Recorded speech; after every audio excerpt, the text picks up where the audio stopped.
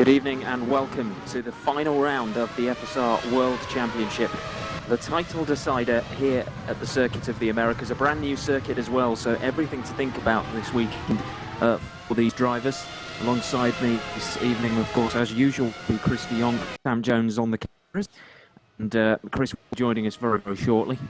He's just setting himself up, so we'll be on with that shortly. Great to see that both our championship contenders are here for this race, because there have been some issues with denial of service attacks and all kinds of things going on before this race. It really shows you how seriously some people take this. But certainly the two drivers, amazing race last time out as well in Japan. We saw both of them retire. It was something that we could never have expected given previous events, but that's what happened. Both drivers retiring from that race. It really was an astonishing weekend, and we've seen some real competitiveness this season, there's no doubt about that, and no doubt we're going to see that again this weekend. It's something that you really do not want to leave this broadcast, because today we will find out who will be world champion. Will it be Bono again, or will Morgan Moran take his first world title? That is the question that we're going to find out this evening.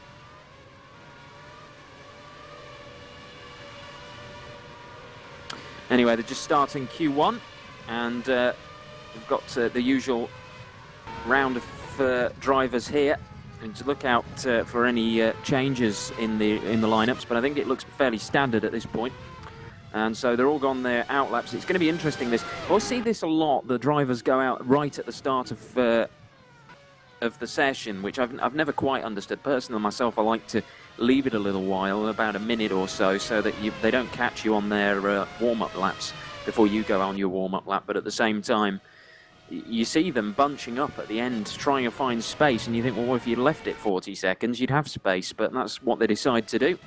Does mean the tyres cool down considerably, though, and on this track, that's going to be vitally important, because it's a very tight, twisty track. There's an awful lot of difficult corners, there's a lot of blind corners, and it's been proving very, very difficult for drivers to learn, I know, this week, and it's a really, really tricky track, this.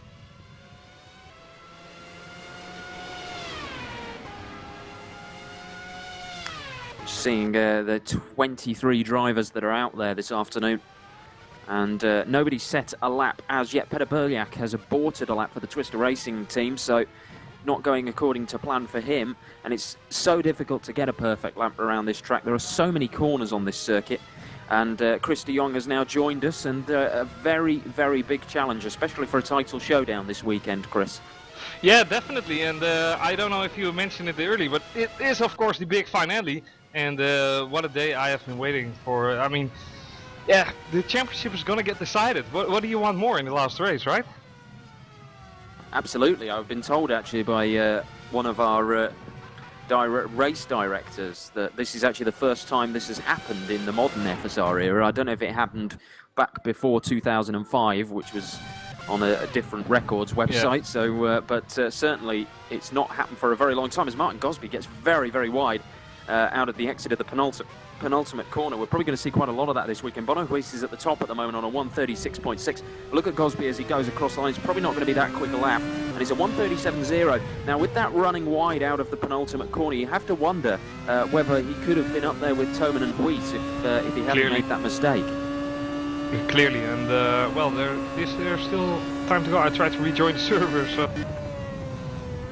There is. We've got 6 minutes left of Q1 at the moment, so they've only just set their first flying laps. Yuri Thoman is at the top, actually, by 0.03 of a second from Huis at the moment, and Patrick Holzman in third for Ash Racing. All of those three guys covered just by 1/10 of a second. Morgan Moran, though, now goes fastest with a 1:36.3. That is an exceptional lap.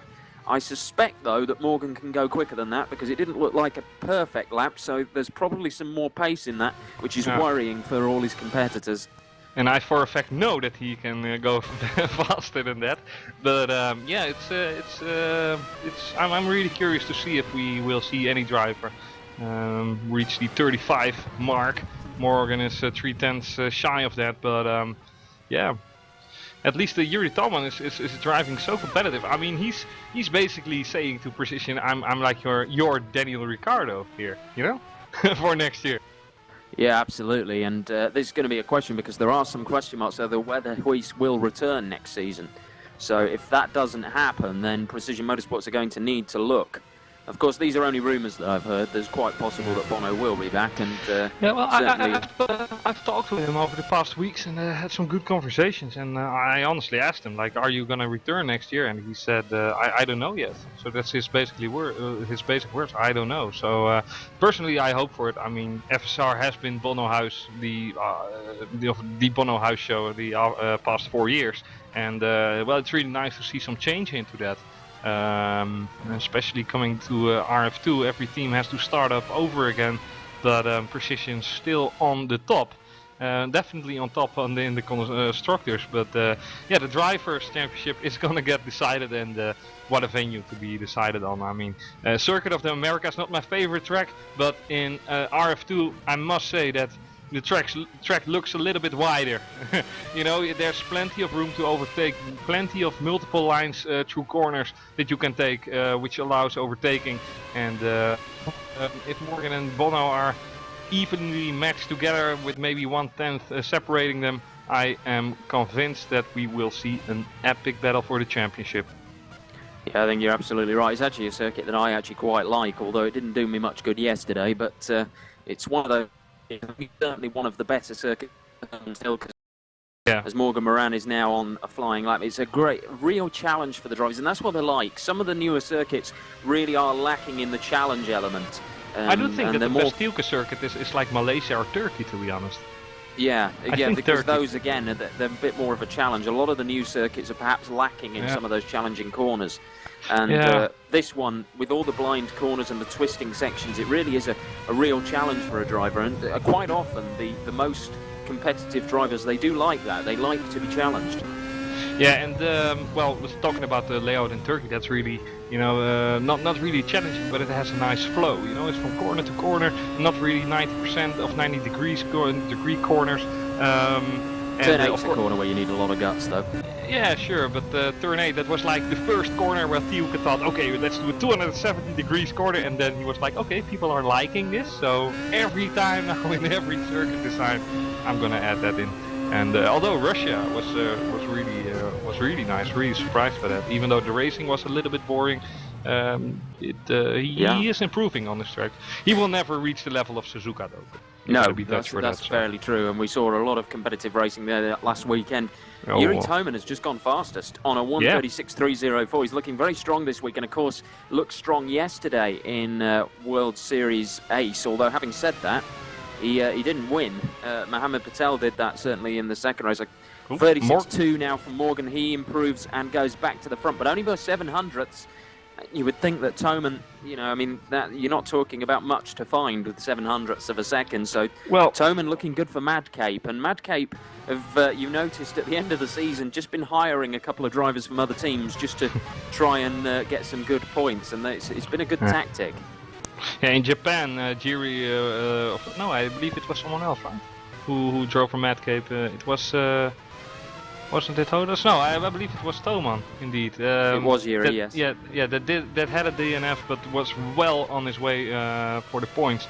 But talking about Morand again, he did improve slight, but I think, I mean, I can fairly say his PB. I know for a fact he can do a 35.8 here, and it's not showing at this moment. Hopefully he will save the best for last. I mean, there's no way drivers are gonna change setups in the last minute. So yeah, definitely a possibility for Morgan. Maybe he just takes it slow for now, since he already has the bank lap and he's in there. But yeah, 35 is definitely possible. Yeah, Bono Huis is on a faster lap at the moment. He's just gone into a 20.249, so that's a faster first sector by just over 1/10 of a second. Interestingly, his second lap he had to abort, so something obviously went wrong there. It was a quicker lap by a couple of tenths, but still not something that's going to match the top guys just yet. But having said that, he's in 4th place. He's in within striking distance. There's no doubt about that. Of course, even if he wins today, he has to hope that Morgan finishes lower than 3rd, because he needs to gain 11 points. He's 10 points behind, but he has less race victories, and even if he was to win today, he could not catch Morgan's race victories. So on countback, Well, Morgan after would still fifth, win. So he needs to gain 11 points. If Bono wins, then Morgan has to become 6th or further down, because 5th will give you 10 points. So that will but equal. he needs to get to only 10 points less. So he'd need, if Bono gained 25, he'd need 15 at least. So he needs to finish 3rd, I believe, if Bono wins the race. Okay, sorry, like that. Yeah. What is matching, however, are the lap times of Calames and Greco there, Precision and Twister, both doing 36.823. Maybe they shared some setups, Twister, Precision? No? I don't think so. However, Paris is here, showing that he's the better of the lot, of the Twister lot. He's currently in 4th place with a 3/10 advantage, or 2.5 tenths over the rest of Twister. I did expect, since Greco was, well, really rapid the last couple of races, that Greco might be a contender for pole position here. I am a little bit surprised that Yuri Toman is quick as he is right now. No negativity to you, Yuri, but you know, the usual suspects like Morant, Greco, Huis, you know, you expect them to be in the top 5. Yuri taking a 36.3 onto the board. That really shows that he has been practicing here. He really wants to go out on a high in the last race of the FSR season, and like I said earlier, what a race it's going to be. Yeah, it's an interesting track, this, as well, because we actually, over the course of the weekend, what we've seen is that there's been quite a lot of retirements, but actually not all of them are down to accidents between other drivers. A lot of them are down to mistakes, because that's 36.009. Yeah, I told you 35 is possible, definitely by Morant, but loses out 2 tenths on his personal best. And well, we're moving to Q2 instantaneously. Peter Brilliak instantly says, I cut my best lap. So I don't know if he gets disqualified from qualification from Q1, or that Edward Malorki, the race director, is just saying, I'll take your second best. Well, if that happens, he'll still be in the top 10 according to what he said. So, and it's not something he'd lie about, because you can see it on the timing screen. So Brilliak should still be in Q2. And there seemingly the suggestion from the race director is that that is still going to be permissible. So Carlos Martin is actually saying that still that lap wasn't legal either. So quite how he knows that, I don't know. I assume he probably need to... he's a race director himself. He feels these things. So yeah, Carlos Martin, the race director of Pro, he said during the race. I mean, we saw Eduard Corey cutting in the lap, I believe, and he basically had to start from 10th spot or something like that, 11th. So I don't think that will happen here. I do think Peter Brilliak is allowed to go to Q2, and he is the first one to go out if he is sitting on P10. But I don't know how things are shaping up. Well, certainly if it was in real life. Yeah, if it was in real life motorsport, what would happen is you would just get your best time cut, because of course you'd cut on that lap. You wouldn't lose them all, so that I think is fair and right. And so Peter Brilliak will go out first instead of 3rd because of that cut, which means that effectively he would have been 10th. That's why he's going out first, so don't get confused by the fact that he's 8th on the sheets. That's why, and that's why he's going out. We've had a question from our viewers, which is asking a question related to what we were talking about a moment ago about the point system, asking whether it's the same point system as Formula 1. Yes, it is. We have exactly the same point system, 25 for a win, and then 18, 15, 12, 10, 8, 6, 4, 3, 2, 1. Are you impressed how I remembered that, Chris? Indeed. No, that's completely right. And personally, this is not committed by the FSR committee, but you can obtain swag points from me, but you have to do remarkable things there. So yeah, I've been trying that all season. You've not given me one yet. No, it's for the WC only, Thomas. Sorry. You really are tight. No, I'm not tight. But indeed, Peter Brilliak is about to start his lap. He is on his out lap at the moment, and rather getting the foot down on that outlap, to be honest. Obviously starts on the softer compound of the two. We got soft and medium, and as Peter just goes through this fast right-hander. Now then, Chris, strategies, because here this weekend the tyre drop-off has been immense in previous divisions. We've been talking about 2 seconds dropping off at times over the course of a stint. So that is really going to play a part today, isn't it? Yeah, it sure is, and well, let's see what the strategies will be. Top 10 will obviously start on soft, but we have seen in the last races that there are people like Bono who are taking at the first stop the harder compound, so they can continue on soft all the way. Other people are continuing on soft and take the harder compound for the last stint. It's all a matter of tactics, and I'm sure a lot of these drivers have put a lot of thought in that.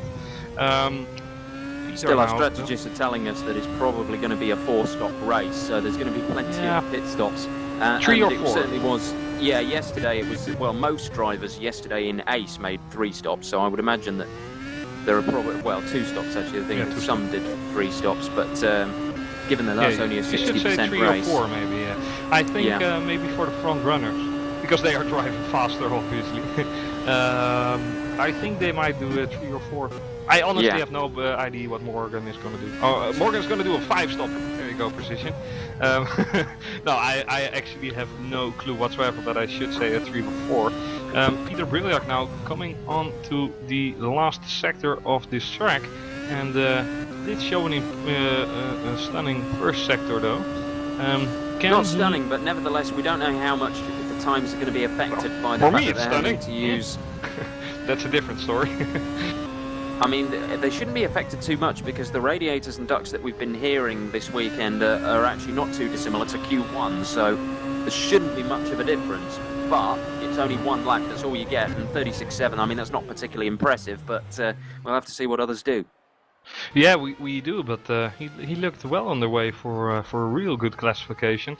Peter Briljak, nevertheless, it's not the end of the world. It's not the fastest time we will see today, I suppose. And it's now time for Martin Gosby to show us, well, how fast a true British racing driver can be. Obviously, Gosby already won 2 races this year, I believe Imola and of course Suzuka.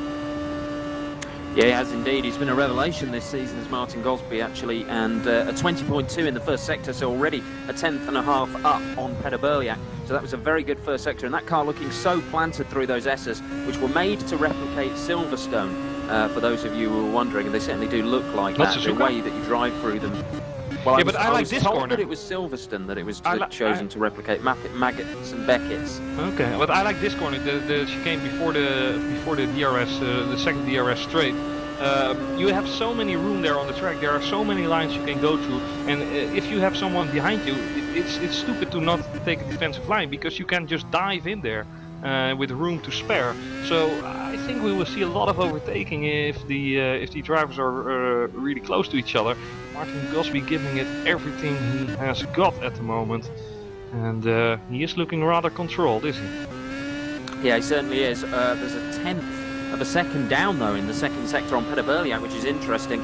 So he's lost quite a bit of what he gained. In fact, most of it. It's actually very close. There's only Gosby, I think, a couple of hundredths up now, so that's all it is. So he needs a good last sector, needs a good exit from this corner. Very tricky corner this. It's very slippy around that corner. It's so easy to run wide, but he seems to get a pretty good exit, and he comes across the line, and it's a 36.6, so he does beat Peter Briljak, but not by as much as perhaps it was looking at the start of the lap. He lost a lot of that time through sector 2. Yeah, I think Martin was effectively looking for a 0.3 or a 0.4, and maybe those, you never have a completely perfect race of a lap as a racing driver, but maybe this was a little bit more imperfect than he would have hoped for. Now it's Italian-Brazilian, half Italian, half Brazilian driver David Greco, or Davide Greco, to take on the next challenge, and that is to beat the 36.6 that Gosby just did.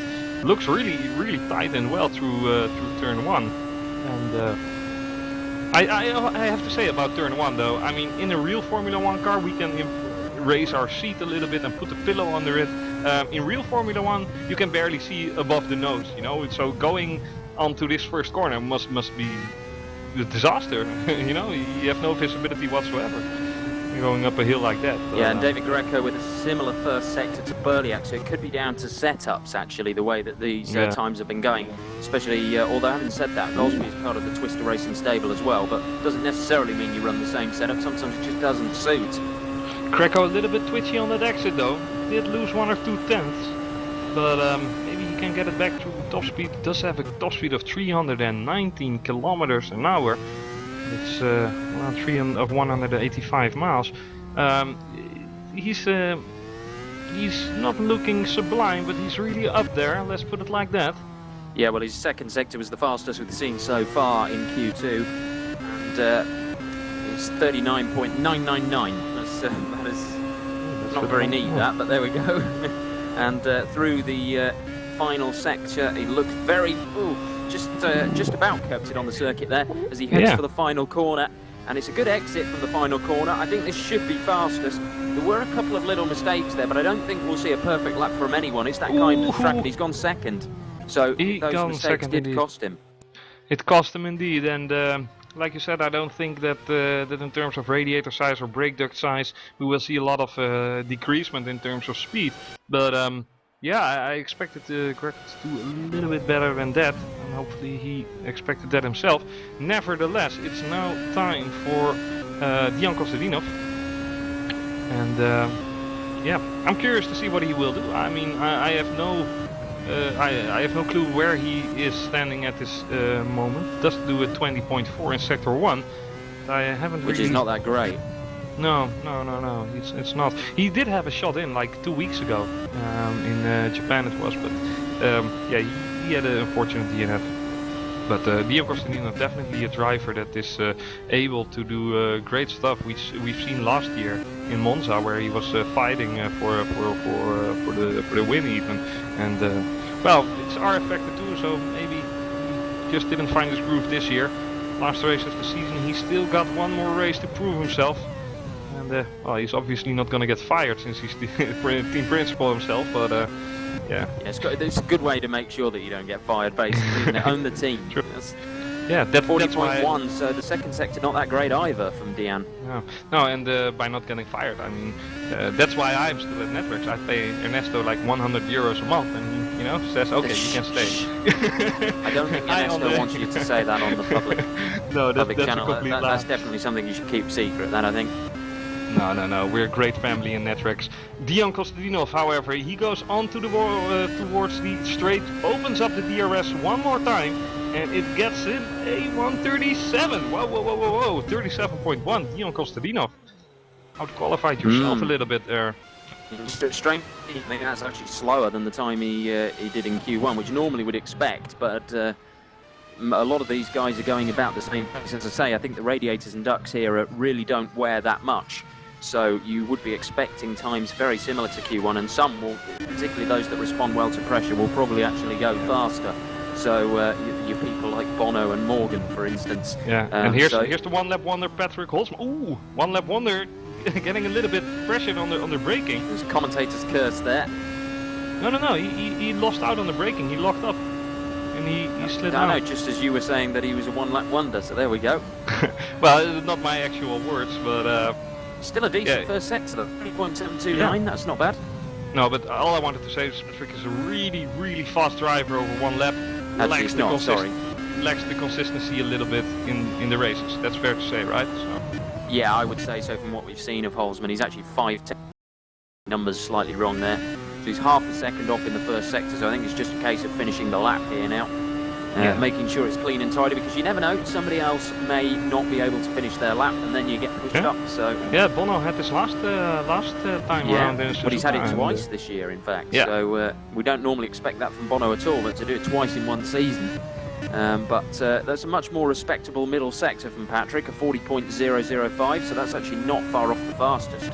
Only 6,000ths off, so that's a lot more respectable. Control showing his qualifying pace. His first gear, he got so much wheel spin and so little traction in his first gear, and I think he knows it, and it cost him a lot in this lap. Let's see though, last corner. Here we go. Now push that DRS button. It gets really wide. This is a terrible lap for his standards. Will it be a 36? It will not. Yet again, it does. It is enough to jump Dion, who had, from the looks of it, a cleaner lap. Although Patrick is a tenth faster. That just shows you that Holzman definitely knows how to drive. It's just a matter of well, set up for this thing for this specific lap. That's the pass though. Ivar Calames, yeah. Also, he was half a second off in the first sector, and he only finished up 4/10ths off the fastest. So for the rest of the lap, he was actually quicker. Yeah, so he must be scratching his ears. Now it's time for Ivar Calames 20.4 as well through sector 1 without any major mistakes. So it's a little bit worse for Ivar. Yeah, nevertheless, fast driver coming through. So let's see where it will leave him. The traction here, this is the most important corner of the track. And he leaves it rather steady, leaves it into second gear as well, which minimizes the RPM in terms of, you know, getting it into first gear. But let's see what his second sector time will be, because this is basically make it or break it. It's a 40.008, so that's reasonably quick. Yeah, decent middle sector there. I've seen a lot of guys not as quick as Twister in that first sector, but they do seem to gain some of it back, apart from Greco, who also had a very good middle sector with 39.9. But nevertheless, Calames looking on for a solid lap here, if unspectacular. But at the moment he's going to be just over a couple of tenths off. He runs very wide there. I'm not sure that wasn't all four wheels off the track, but we'd have to look at that again. Anyway, out of the final corner, don't think you'd have gained much time from it, because there is a lack of grip once you get off line there. So let's see as he comes across lines. 36.7 is third. So a lot of drivers on that point. 6.7. That's really tight. So now it's obviously time for none other than your favorite Greek guy, Jim Paresis.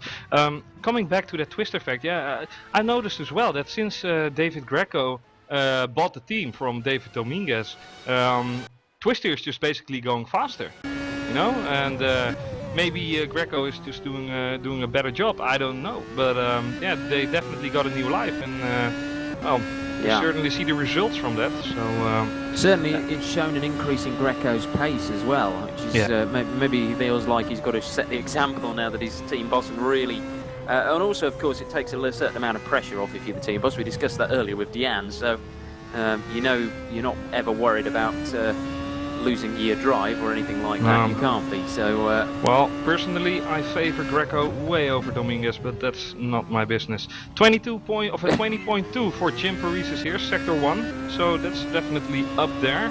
Coming on to sector 2, it's really the top speed that matters here. Opposite DRS, Greco had 319. Jim Paresis has the exact same, so definitely. Chris is out to burn people this afternoon quite clearly. Am I? Oh no, it's just a fact. And 39.8 indeed of That's Jim a good Paresis. middle sector. Yeah, definitely. Jim Paresis looking controlled, looking steady for pole position even, and I have no doubt he will take provisional pole if he manages to keep the car on the road in the pace that he's doing now. He's having a flying lap. And this corner, really great left-hander, catches him out a little bit. Ooh, Jim, keep it together, dude. Well, I don't know whether perhaps his monitor had a little wobble there, probably what put him off. Anyway, coming to the line, Jim Paresis, still think it'll be a decent lap. It's 36.6 and it's the fastest lap we've seen so far, so there you go. But so that penultimate corner, that definitely cost him 1 or 2 tenths. So, but still pole position with the 13,000 down on Greco in the final sector, and he keeps it on a 10th. So now a couple of tenths on Gosby, so it's still faster. That was impressive. Now here is Bono House. What will he do?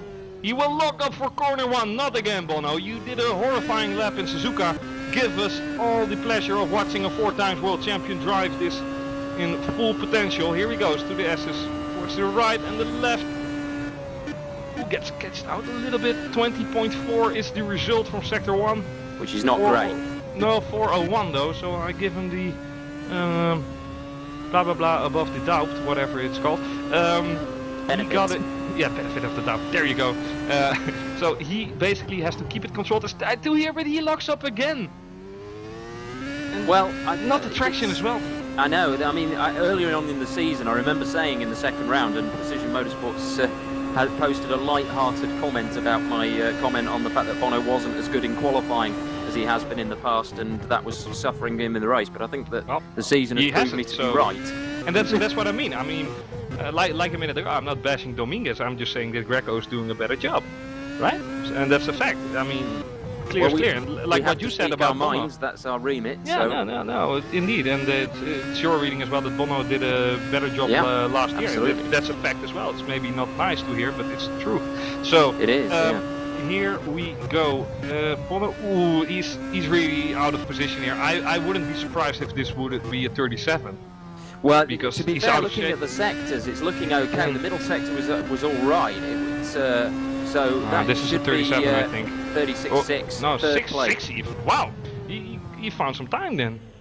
Because he wasn't. His middle sector was actually pretty much a match for Paris, and given how good that was, that shows you, I think, where Bono. So it was very, very leery. But nevertheless still quite quick, which does make you wonder how fast could he have gone if he wasn't having those rather big moments. Yeah, I think the first riding sector a lot of that lap on the seat of the pants. Yeah, well, couldn't have said it better though. Coming back to Yuri Toman, obviously wants to perform, and look at the difference between Bono. Bono locking up and Yuri not doing anything of that. And well, if he is really looking for an opening of 20.2. No, Bono just did 20.4. Yuri is doing 20.240. So that's a great job from Yuri if he can keep this together. And even though Bono made a lot of mistakes in Sector 1, you still see that's only 1.5 tenths difference between those guys. They're fighting on the limit. They're giving it everything they got, and it's so hard to drive these cars. I mean, it's unbelievably hard. Certainly is. If you want to have a try, you can download the Formula SimRacing mod. It's totally available to the public now, so have a look on the website, have a go yourself and see what Chris means. It really is. These cars are not easy to drive. There could be a big party in South Africa tonight in Cape Town if Yuri Toman gets himself on the front row. That would be a great moment, and it's a decent second sector as well, so it's possible. Indeed.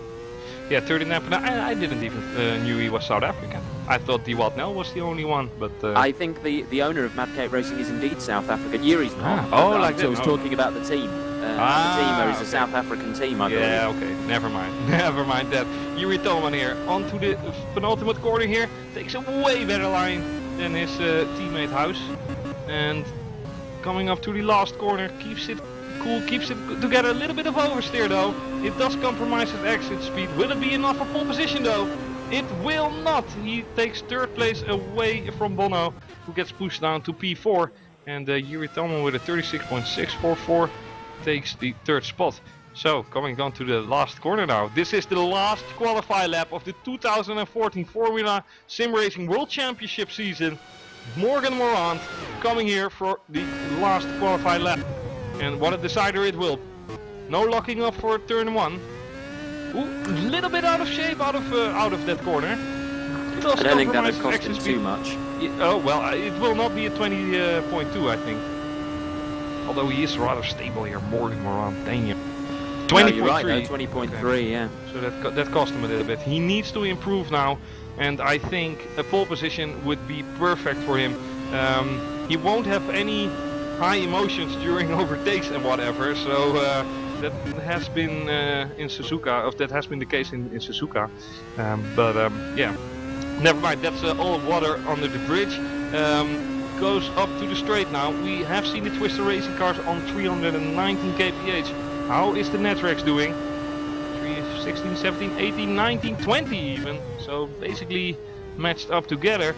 Second sector in a 39.797. So that's a terrific one. He just has to keep it together here. Does have a little bit of twitchiness and gets caught out. It's still going to be close. Yeah, it's going to be so close. I mean, Morgan isn't that dominating like he was the first few races of the season. Others have done some catching up. Nevertheless, he is the benchmark, and I think everyone's looking at it. Oh, oversteer for Morgan here. I think that's pole gone. So this is going to be interesting. I don't know. Let's see. As he comes up to the line, where is he going to be? Will it be Jim or will it be Morgan? It is pole position for Morgan. What are we seeing here? 36.3. Easily gets pole position. Easily with a 3/10 margin. Well, basically 2.5 tenths. The first congrats are going out from Bono Huis, who instantly says congrats Morgan. Peter Brilla can't believe his eyes about that time. Yeah. amazing job. So we see the majority, basically every driver who didn't make a huge mistake, do a 36.6 or 36.7. Morgan Moran saying, okay, I can do way better than that. Q2 36.387. I mean, damn. Well, talking about the deserved pole position, right? Yeah, absolutely. Although, having said that, he didn't make it easy for himself, did he? No, I thought it would be interesting. I thought it would be really like 0.6 or maybe 0.7, barely got it, but 0.3 I honestly didn't expect it after that lap, because there were some notable mistakes that cost him 1 or 2 tenths. And it was what we said, there was no perfect lap in that qualifying. Everybody made a mistake, at least a small mistake on their laps, and that is the nature of this circuit. Having said that, what we have seen from Morgan and Bono, if you think that FSR is not competitive and close, just look at how the pressure has got to them just a little bit over the last couple of weeks. They've both been making mistakes we don't normally see them make, and they're only small ones because they are very good drivers and they're still going to get to the end of most races. But nevertheless, it just shows you how things become so much more difficult when you're fighting for a title. Yeah, they sure are, and obviously as a driver the only tension that you can create is all your own choice. I mean, it's your choice to get the tension into your body, but I mean, with so much on the line, I mean, last year the champion, so Bono, because he was the champion, he basically got 250 euros more than P2, and this will be a race for at least, I mean, the prize money hasn't been announced, but I'm sure this race for the champion will have a significance of 200 euro or something like that. So yeah, we basically can say that Bono and Morgan are fighting it out for 200 euro here on track today. Yeah, absolutely. It's not to be sniffed at, that's for certain. And we're looking at... send your questions in while we're in warm-up, by the way. We've got 8 minutes and 40 seconds to go. Use the hashtag AskCommentator on the YouTube chat, and we will pick that up and try and answer them as best we can. It's your last chance this season, so we've already had one. We'd like to hear some more from you in the time that we've got before the end of warm-up. It's going to be interesting to see how the race strategies play out during this race. As I said yesterday, that you can lose quite a lot of time, and some of the drop-off over the course of the stints yesterday in the ace races was quite dramatic, wasn't it, Chris? It really is somewhere where when the tyres are a few laps old, it really does start to go away from you a little bit. Well, I didn't have the pleasure to experience the first few laps for a couple of times. I mean, Ace has just been crashing on the first lap. I mean, I believe 5 or 6 races in a row there have been first corner incidents there with massive pileups. Yeah. And because I'm so slow at the moment. The pit lane, mate. You missed the trick. Well, no, but because I am so slow at the moment, I'm starting on the back of the grid, which, you know, creates a higher risk of running into those. But yeah, nevertheless, nothing will happen like that during this race. I mean, it can't be. You know, I mean, a lot of these drivers, it's just another race, and yes, it's the last race of the season. The tensions are extra high, but I don't think that a lot of drivers really want to interfere with Bono and Morgan. There's always that risk of running the championship contender off the race, and you will be reminded of the guy who took out Bono or Morgan, you know, for eternity basically. So yeah, let's hope we don't see any of those crashes at all, not to anyone. Yeah, let's certainly hope so. We never like to see that. We've just had a question actually about whether there are any points for the most pole positions or a reward of any sort. I don't think there is, apart from, of course, a great sense of actual pride for a person. It's always good to get a pole position, and drivers, and of course it makes the race a lot easier if you start from the front for the reason that we just mentioned. Chris said if you start further back, then you're always likely to be in more trouble. You're more likely to get involved in incidents, so it's always great to start up the front. No double points as well for this race, unlike in the real Formula 1. Yeah, we don't have any gimmicks. No. By the way, it will be really terrifying to watch that last race if the difference between Lewis Hamilton and Nico Rosberg is like 20 points or something, you know? Winner takes 50. Yeah, like. do you think it's terrifying for you? Think about what it's going to be like for Hamilton if he's in that position. I don't really care about Hamilton. He had his best year in 2007, and like Bono said to me the other day. He said Hamilton has become a diva, And I think all F1 drivers are like that to a certain extent. Actually, no. to be honest I with mean, Hamilton is a pure diva, man. I mean, he's just a I playboy. would agree with that. In 2007, he was so fortunate for everyone. Like, I have this chance, you know. I can do this. I'm, you know, so living in a dream world. And now he's just like, you know, I don't really care. I whine to my engineers. I try to, you know, get Nico behind me by blathering on the radio or whatever. But yeah. Nevertheless, though, warm-up times are getting in, and Zuhait's Cabo is actually taking position number 1 with 41.8 at the moment. And as everyone is trying to find their rhythm for this race, he's taking a screenshot of that, I think. Yeah. Maybe do a little bit of Stoffel van Dorn, change the HDV file, and look, I'm really quick. But yes. No. It's amazing, really, isn't it? Because Stoffel's now in a reserve driver for McLaren F1, so clearly that kind of thing is not frowned upon. But there you go. Yeah. Stoffel van Dorn, cheater in FSR. Note to Mr. Van Dorn, you cannot change the HDV file on a McLaren Formula 1 car. No. You cannot drive with a V8 in real life anymore, so yeah. So let's see what people are doing at the moment. Basically just practicing pit stops, which is not a terrible idea actually. With regard to prediction for the race winner, we've been asked about that. I don't know, who do you think will win today then, Chris? I'm going for Morgan Morant. I don't care about any of you guys telling me I'm Netrix or not. Of course I want him to win. I mean, especially for this race. I think it's a safe prediction as well, looking at the margin he had in qualifying. That's certainly... Yeah, but there's never... I mean, in... John-Eric Saxon going off quite severely at the moment. Yeah, but Morgan, like with Calamates in Suzuka, I think... it was yet again. It was Morgan's fault in Calamates in the terms of getting a little bit over aggressive. Yes, Calamates squeezed him a little bit to the outside, but he could brake and try another lap. Instead, he tried to do the difficult way, and out of high emotions and being feeling he's being disadvantaged by Ivar, he decided to go around the outside, and that was the wrong decision, and it basically almost cost him the championship entirely. Because Bono didn't finish, so the damage got compromised. But I do think that having a clean grid in front of him and clean air is essential for Morgan, because during overtaking maneuvers he can be highly emotional and highly dedicated to a corner where the lap is still 40 laps. You know, it's just 10 or 20 laps old and still 40 laps to go. He still wants to get that position no matter what, and he really got to use his head during this race, I believe. It's definitely going to be a race about keeping your head today. There's no doubt about that, especially with it being such a difficult circuit. So easy to make a mistake. The best thing to do is to make sure you don't make any mistakes. I just wanted to say that same aggression that he showed in Suzuka during with the fight with Calamates, which caused him to DNF. I think it's not nice to have that same aggression during this race, because it will end in tears for him.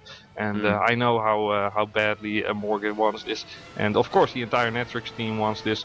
I mean, it has been a dominating 4 years for Precision, and it's not that they're out of shape this year. The gap has obviously decreased so tremendously that Morgan, because of his great driving, has put himself into this position.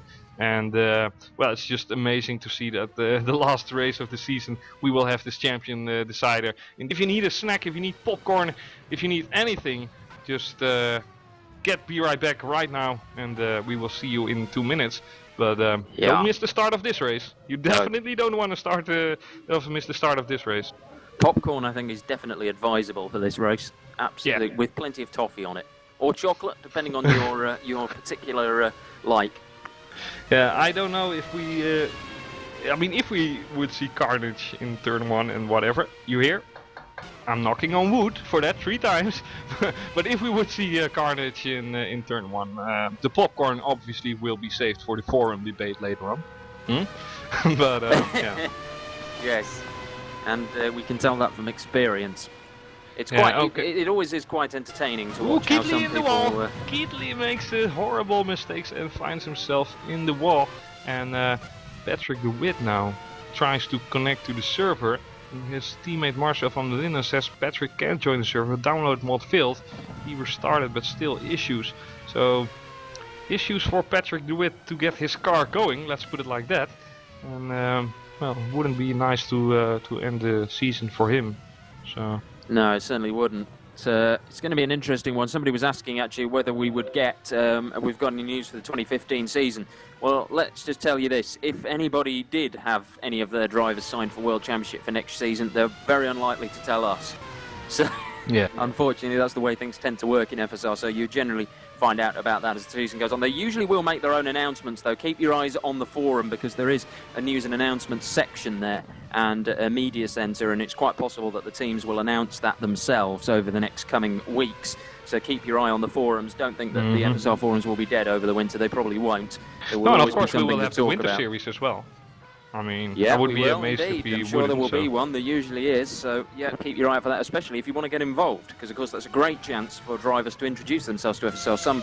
Yuri Toman, I believe, did that himself. I believe that's how he got into FSR, by doing the winter series first. And instantly got a seat with the best team with precision so it's at that moment. definitely a good thing to do. Nope. And so also, let's see. With what we were saying earlier on about Morgan Moran and he needs to be less aggressive today, it is going to help him, of course, that he's qualified up front this time, because in Suzuka he left himself some work to do, having qualified further back down the grid, as did Bono, and that just makes it a little bit more difficult. Starting up front's definitely going to help him, Chris. Oh, yeah, and I'm just getting a doorbell. I just don't hope there are religious people in my door. Right, Thomas? No, I'm just bashing you about that, but I'll be right back.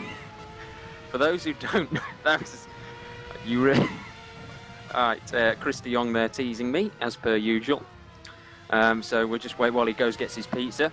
In the meantime, the warm-up session is pretty much at an end. I'll explain that joke later on, by the way, at the end on the YouTube chat as to why Chris said that. It is very funny. Some people may know, actually, so you can explain that for yourselves on the YouTube chat. But anyway, nevertheless, at the end of the warm-up session, and now we're going to see who will be fastest today. It's going to be a very close race. Looking at qualifying, we saw that there was hundredths separating a lot of drivers, so you really don't want to leave this one. It's a championship decider, but also on its own merit, from a neutral's point of view, it is going to be a really, really close race, judging by what we've seen in qualifying. Morgan may have been a few tenths ahead, but that's no guarantee of because setups have been proving so difficult this weekend, and it's been proving that if a setup works in qualifying at this circuit, it doesn't necessarily work in the race. So there's definitely still a lot of action to be had here this weekend. There's no doubt about that, and you don't want to go anywhere over the next hour and a half, that's for certain. Yeah, sure. And, I'm back as well. How's the pepperoni? How's the pepperoni? No. There wasn't any pizza guy at the door, nor any religious people. So just a friend visiting, which is nice. That would be quite some commute for me to be. Yeah, of course you can take a little bit of a bash, and Andre Koensman is now like, oh, you smashing religious people, yay! But no, it's all okay. Let's see here. Blair Dishley, actually the guy that's the fastest during the warm-up. So. Somebody's just asked me, why does Morgan have Carlos Martin's car? Apparently there's a very eagle-eyed to have spotted that. I didn't notice that. Yeah, he's a real fan of Spanish people. Yep. There we go. That's the reason. And no, it might have been a mistake. I don't know. He's probably gone out and stolen it before the event. He's stolen it. No, I don't think so. Okay, so here we go. The last race of this season. The last freaking time we're gonna get out on track. And with Morgan on pole position and Bono on P5, it's it's fair to say often easy to see and spot the tension here. I mean, this will be 56 laps of pure awesomeness, and of course there will be that one slow lap which we are gonna attend now, the warm-up lap. I like to refer it as a cool-down lap, because you start with 60 degrees tires, and you actually and when you're on the grid they're more like 40, and your brake temperatures are not up to temperature. But yeah, warm-up lap's a very bad description actually, because you're absolutely right. Over the course and also it's quite funny, you often see a lot of drivers weaving from side to side, and I know from experience of watching my tyre temperatures and doing that on a warm-up like that makes virtually no difference whatsoever, so goodness knows why they do it. Yeah. So, take us to the grid, mate, for one last time. Absolutely, the last time that we're going to run down this season. Morgan Moran then starts on pole. It is the best place they could possibly be in his hunt for the 2014 FSR World Championship. Jim Paresis starts second with Martin Gosby third. Good news for Moran is that neither of those are precision-based cars, which is good news for him. Yuri Toman starts fourth, Mad Cape Racing. That's a great performance by him. It could have been even better based on what we were seeing in practice and in Q1 at various points. Bono Huis will start 5th, David Greco 6th, Ivar Kalamy 7th, Peter Berliak 8th, Patrick Holzman 9th, and Jan Kostadinov rounding out the top 10. Rob van Starkenburg outside the top 10 today, a little bit of a surprise that. We're used to seeing Rob a little bit higher up the grid. Yorick Boshov starts in 12th place with Jack Keighley 13th, Antonio Kolarec 14th. Carlos Martin is in 15th place for Crown 7 Networks. Again, a little bit of a surprise. Not so fast this weekend as we're used to seeing, Carl.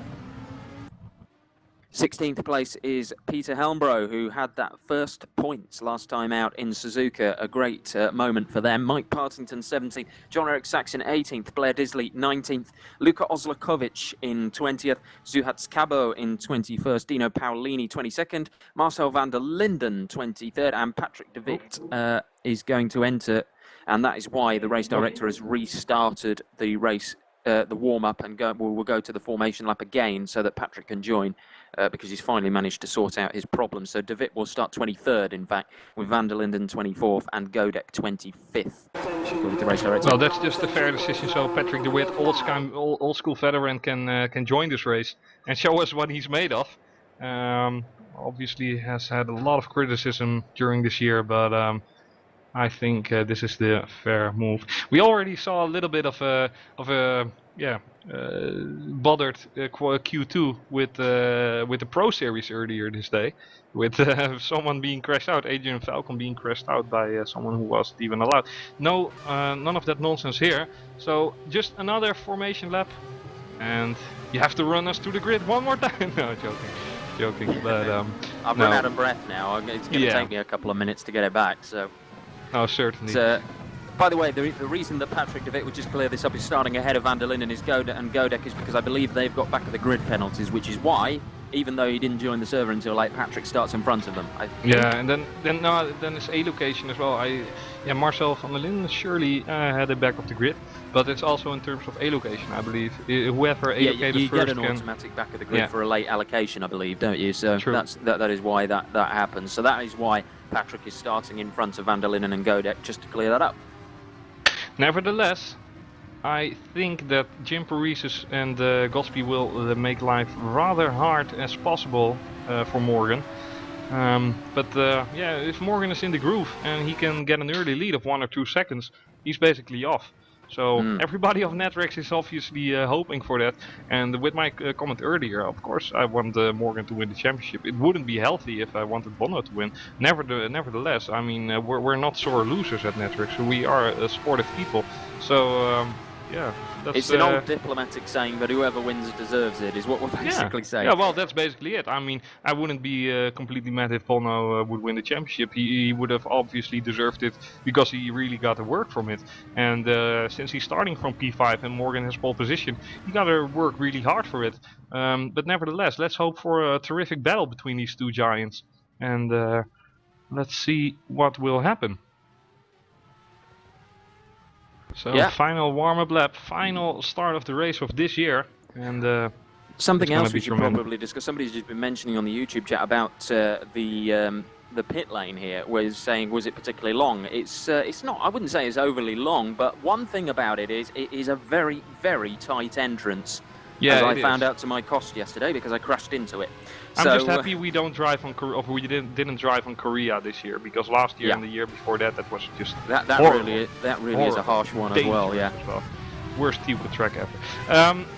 Nevertheless, here Morgan Morant looking for his first position grid spot for the Crown 7 Netrex team, and Jim Paresis is just slotting on behind that. Last driver on the grid is of course Marek Godek. He still has to cross the last corner. So we are counting down for this race to get underway. I don't want to see any smoking engines, obviously. No, let's hope not. Well, the radiators are going to be running low here this weekend, but nevertheless, I suspect that everybody should be okay with that. We did see one yesterday with Yuri Toman, unfortunately, himself. Yeah. So you hopefully And his Marek, engine won't fail today. You'd think he'd be on that Marek now. Godek just slotted in. We got 3 lights, we got 4 lights, and we are off one more final time. Morgan Morant gets a decent start, but not as good as Jim Paresis. He gets alongside him, but there's no room for the overtake. Bono gets squeezed between his teammate and the Twister car, but manages to get 1 position out of it, 2 positions even jumping Jiri Toman, and Bono finds himself now in 3rd spot. And a big pile of crash. Calames is off the track. Calames is off the track. Wow. And he has to start from the last position now. I don't know, don't really know what happened there. Nevertheless, people are still on the way. Bono is still driving, Morgan is still driving. That's the most important crucial fact there. No major crashes. Contenders not affected by that, and Bono with a great start. I'll tell you who else has had a great start, and he seems to do this a lot. Unfortunately, not a lot else is going for him this year. Patrick De Witt started 23rd, 14th, and we're not even at the end of the first lap. Wow. Well, great job from Patrick. And that just underlines that even though he has been here for quite a lot of years, he still didn't forget how to race. And Bono now clearly putting the pressure on to Jim Paresis, trying to look for that gap, trying to find that position so he can have a, well, heads-up battle with Morgan. So come on, Bono, overtake that guy. Yeah, we're gonna love it. It'd be great, wouldn't it, to see a championship showdown where they're racing each other on track. Although, of course, Bono needs Morgan to finish quite a bit behind him, not just 1 position. So that is something we've got to bear in mind. But at the end of this first lap, has Morgan managed to break the DRS? That's the question. Paresis having a good run through this opening lap as we come to the end of lap 1 of 56. And let's have a look at what the gap is as they go across the line. Here we go. So it's 9/10, so not quite, but of course there's another lap before DRS is activated. I wanted to say as well. So yeah, Bono just slotting in, made up places at the start. Really great job from him. And I mean, what did Jiri Toman? What was he supposed to do? Defend that with his with his bare feet or whatever? I mean, of course you're not gonna squeeze your official teammate out. Definitely not off the championship today. That Bono and Morgan are in the championship hunt is going to fight them really, really hard tooth and nail, because you don't want to be the one who's taken the championship contender out, do you? That's not something you want on your CV. Indeed, I don't think Jim will pay much attention of that. He wants to race. He wants to win a race no matter what. Like you said, there is no DRS at this moment, and Bono finds himself now less than half a second behind Jim. He can get advantage out of the slipstream. Jim is not defending. He's defending now, but there's still a gap. Bono is just going for it, dives through the gap, and he squeezes Paresis out with great move from Bono here. This is what we want to see, and this was full legit. Jim Paresis should have gone defensive way earlier than that. And by the time he went defensive, it was basically too late. Bono wasn't alongside him, but basically alongside him, and he managed to capitalize on that. So Bono Huis with an early, great start of this race, with a great early start of this race, I should have said. But he does find Morgan Morant 2.5 seconds shy from him, and yeah, this is basically make it or break it time. We are into lap 3 at this moment. And with 2 laps completed, the DRS zones are, well, open, so to speak. But Bono is not in range, and Jim is also not in range for Bono. So, yeah, it will be old school classic racing. It will. Morgan Moran has a 2-second lead, though, at this point of the race. So Bono now needs to put his foot on the gas and try and cut that down. And he can guarantee that he will do his damnedest to do that. And he's taken a 10th out, in actual fact, in that first sector on the 3rd lap. So it's starting now to be an absolute straight fight between the 2 championship contenders. And at the moment, of course, Morgan wins the championship, and Bono needs to get past him. There's no doubt about that. So we'll see how this progresses as the race goes on. Bono just leaving a smoke trail of over 10 meters there, and you don't want to be doing that too often, because we said the tyres are delicate today. It could be the difference between having to make 3 or 4 stops, a few lockups like that. It sure could be, but let's see. One little mistake isn't, or one little lockup isn't gonna make his life any harder. But if he instead keeps on doing that, It sure will be, like you pointed out. Morgan doesn't care, however. Captain Morgan is going for the win, that's for sure. No compromising for him. He's just driving full on. And Jim is really having trouble to catch Bono and to stick with him. Not surprisingly, I mean. So let's see, not really a lot of drivers shaken up to the order, although Marek Godek driving around in 13th spot. He obviously started dead last on 25, or he was on 25th spot, and he drives around on 13th spot now, so great driving from him.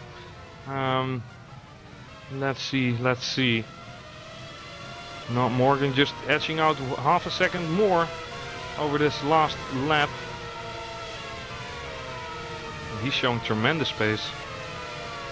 So Yuri Toman though following Jim Paresis as closely as he is possible. And well, slots in behind him basically. He doesn't want to be affected by the dirty air just yet. But looking controlled there. Yeah, Jim Paresis is being helped at the moment by the fact that he stayed within a second of Bono, which means of course that he gets the DRS down the straights, which is going to help him out with his straight line speed. It's going to gain him a couple of tenths, maybe a lap, so that's good for Jim. And if he can keep in that kind of range, then he can just follow Bono really by I don't think he's fast enough to pass him, but nevertheless it's a good way of keeping close by just keeping in that DRS zone. And you can see how much he closes down the straight. That's enabling him to gap Yuri Toman a little bit as well. Yeah, certainly 3 or 4 tenths that Jim made up there, basically by pressing a button. The DRS button nevertheless. But yeah, that's the way we race now, and it does allow Jim to catch up a little bit. He's going to lose out a little bit here though. In this fast right-hander he has to lift severely, purely because of the dirty air just playing parts. Morgan runs a little bit wide, so does Jim.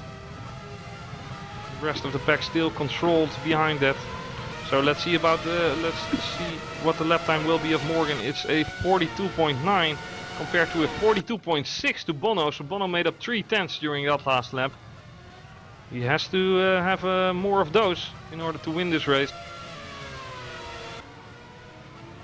And he got basically nothing to lose, Bono.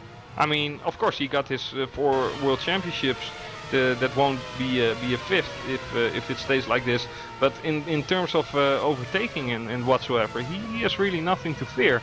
It's it's make it or break it. And Bono being the winner that he is, it's all or nothing for him. He knows it, and I just like it that he's putting so much dedication into making this stint work. And that's why he locked up 2 laps ago. He just wants to get this done.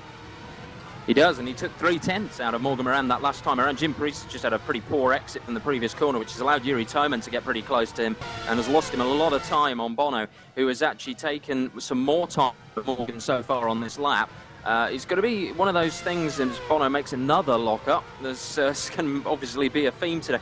Very easy to lock the car up round here. Carlos Martin, by the way, has just passed Jack Keighley for 10th place, which is crucial, of course, because it's for a point, and Keighley's now passed him back, so a good fight going on there. Yeah, and I think in terms of tactical advantages, I do think that Bono... Oh, it's really going on, sorry Chris, it's really getting on for 10th place as Keighley and Martin keep passing each other. Martin got back past, and now Keighley's back in front. They've been side by side for quite a lot of this lap. It seems to have sorted itself out now, and Dejan Kostadinov is just sniffing there in the background, waiting for any mistake from these two. Yeah, it's really epic, and what I wanted to say earlier on is that Bono, in the entirety of the season, did make, well, according to me at least, and I'm sorry Morgan, but Bono does have a little bit of a tactical advantage. He's a driver that doesn't mind pitting 2 or 3 laps earlier if it allows him to jump the guy ahead. So he's already thinking what will happen in the next couple of laps, and his subconscious thinking is doing all the driving. He has that ability, and it's clearly showing. I don't know how he will enter these tactical pit stops, because he could go 1 or 2 laps earlier than Morgan and get the risk of running into traffic. He could try to stay out 1 or 2 laps and try to maybe make a little bit more of his tires. Time will tell, I suppose. Yep, certainly will. So Bono Huis then has got that gap down to 1.3 seconds. And just wonder if maybe Morgan used his tyres a little bit too much in those opening couple. You'd have thought Bono would have used them more given the amount of lockups he's had, but it doesn't seem to be affecting him too much. And Bono is certainly bringing that gap down now, so this is interesting. Yeah, it sure is. And during the sector 2 of this lap, he was a 1/10 quicker as well. And those differences add up. Does find himself a little bit of oversteer here into the fast right-hander, which isn't really full throttle at the moment with these heavy fuel loads. And I do think these drivers are not racing with red size 1. I do think they have 2, maybe even 3, because yeah, with 1 you're just gonna run out of engine, let's put it like that. So 42.8 for Morgan, 43.0 for Bono. So that's 2/10 in the advantage of the French guy, the French racing driver. And the rest of the pack just following like they are the best of the rest.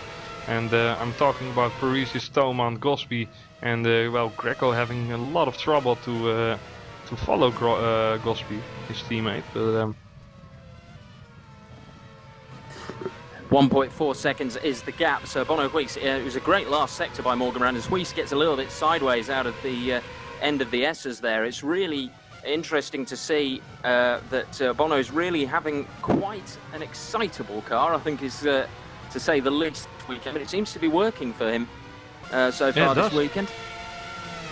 It does, and well, he already made up 3 places in 2 laps, and even the first 2 places in 2 corners effectively. But yeah, he needs to step up a little bit, and he needs to pray for something to go wrong to Morgan, because with this, with the way this is going, he's not gonna get the 5th consecutive World Championship title. Jim Paresis now just took 2/10 out of that last in the second sector out of the advantage that Bono has over him. So really, the last thing that Bono can use is a highly aggressive but fair Greek guy behind him trying to take it away from him.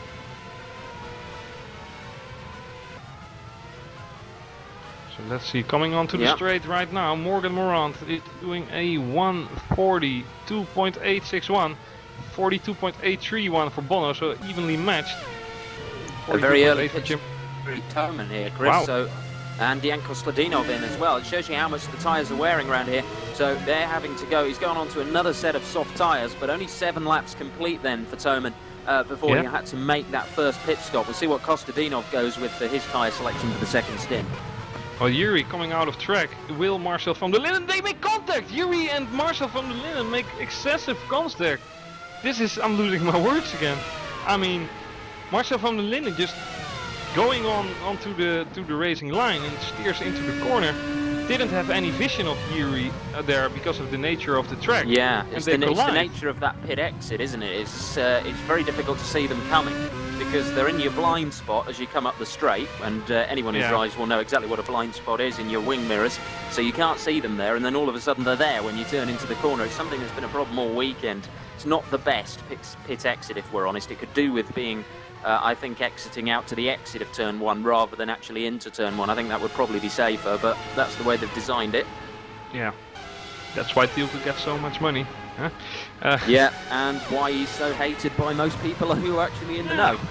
I don't know, not hated. I just rather see a variety of designs instead of one typical design that, you know, creates an entire Thielke calendar, and that's really not what you want of it. Yeah, just watching the replay, Marcel has some damage to his front wing from that as well, so that's not going to help van der Linden. Surely. Nevertheless, though, lap times 42.8 for Morgan and Bono. Jim Paresis with a 42.7 now. But those 3 drivers are really in the groove at the moment.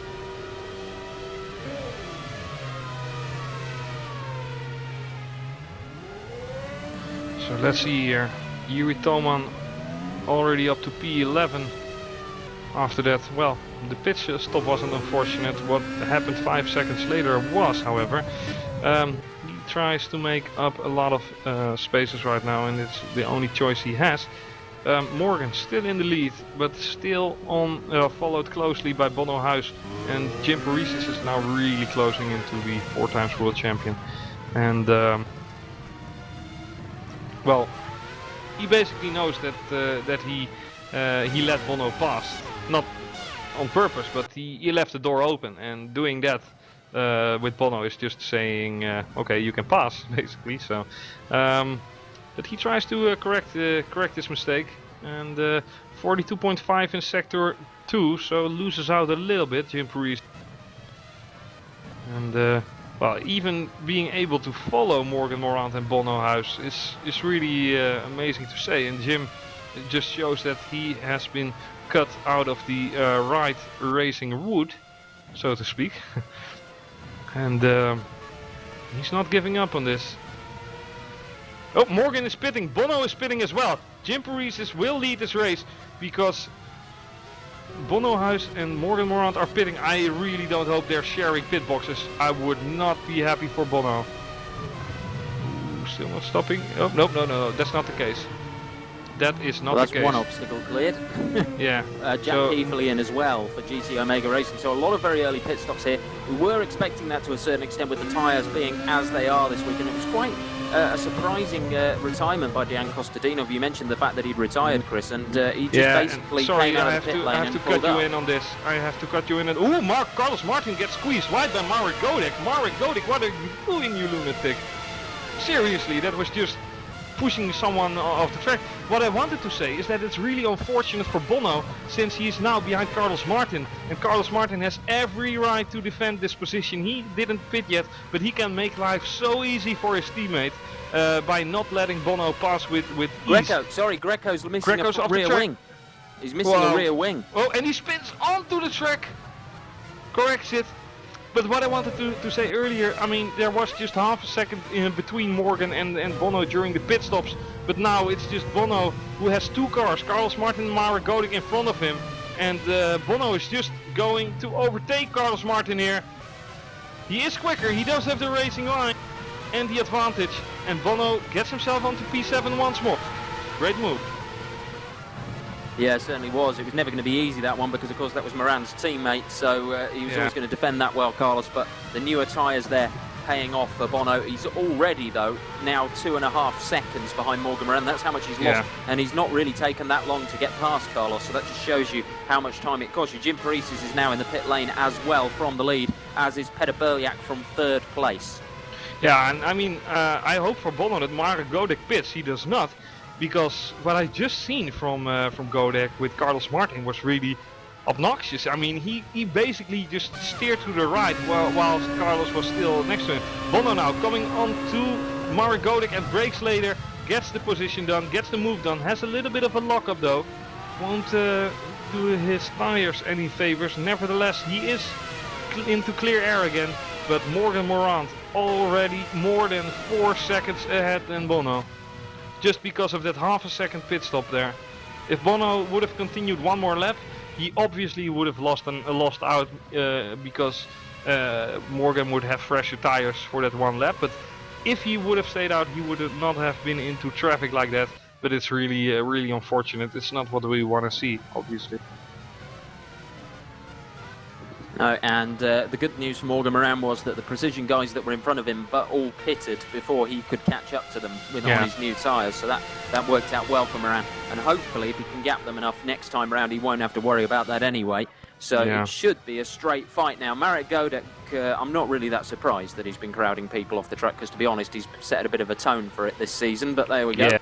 Yeah, indeed, I had a crash with him in Suzuka. David Dominguez said that was my fault, but he doesn't know anything about racing. So let's get back to it. Godek in 4th position though, and Jim Paris is now, they makes contact with Godek, because Godek is just too slow out of that corner. Yeah, really, really twitchy. I don't think Jim will sustain damage. It was a light breeze of contact. But yeah, this is really important. Godek just struggling along and finally decides to go into the pits. And that releases Paris's back. But yeah, Gosby pitted as well and he is driving out now. And he will give P3 back to Jim Paris's, but Yuri Toman also jumped Gosby. Gosby, the first driver out of the top 10 that decides to go to the harder compound, the medium compound of this race. And yeah, yeah, it might pay him dividends. Time will tell. We won't expect him to make life hard for Yuri, because Yuri is on the soft compound, on a new fresh set of softs. So is Jim, so is Bono, so is Morgan. But yeah, let's see. Peter Brilliard closing in on Gosby here, but Gosby does have a new fresh set, but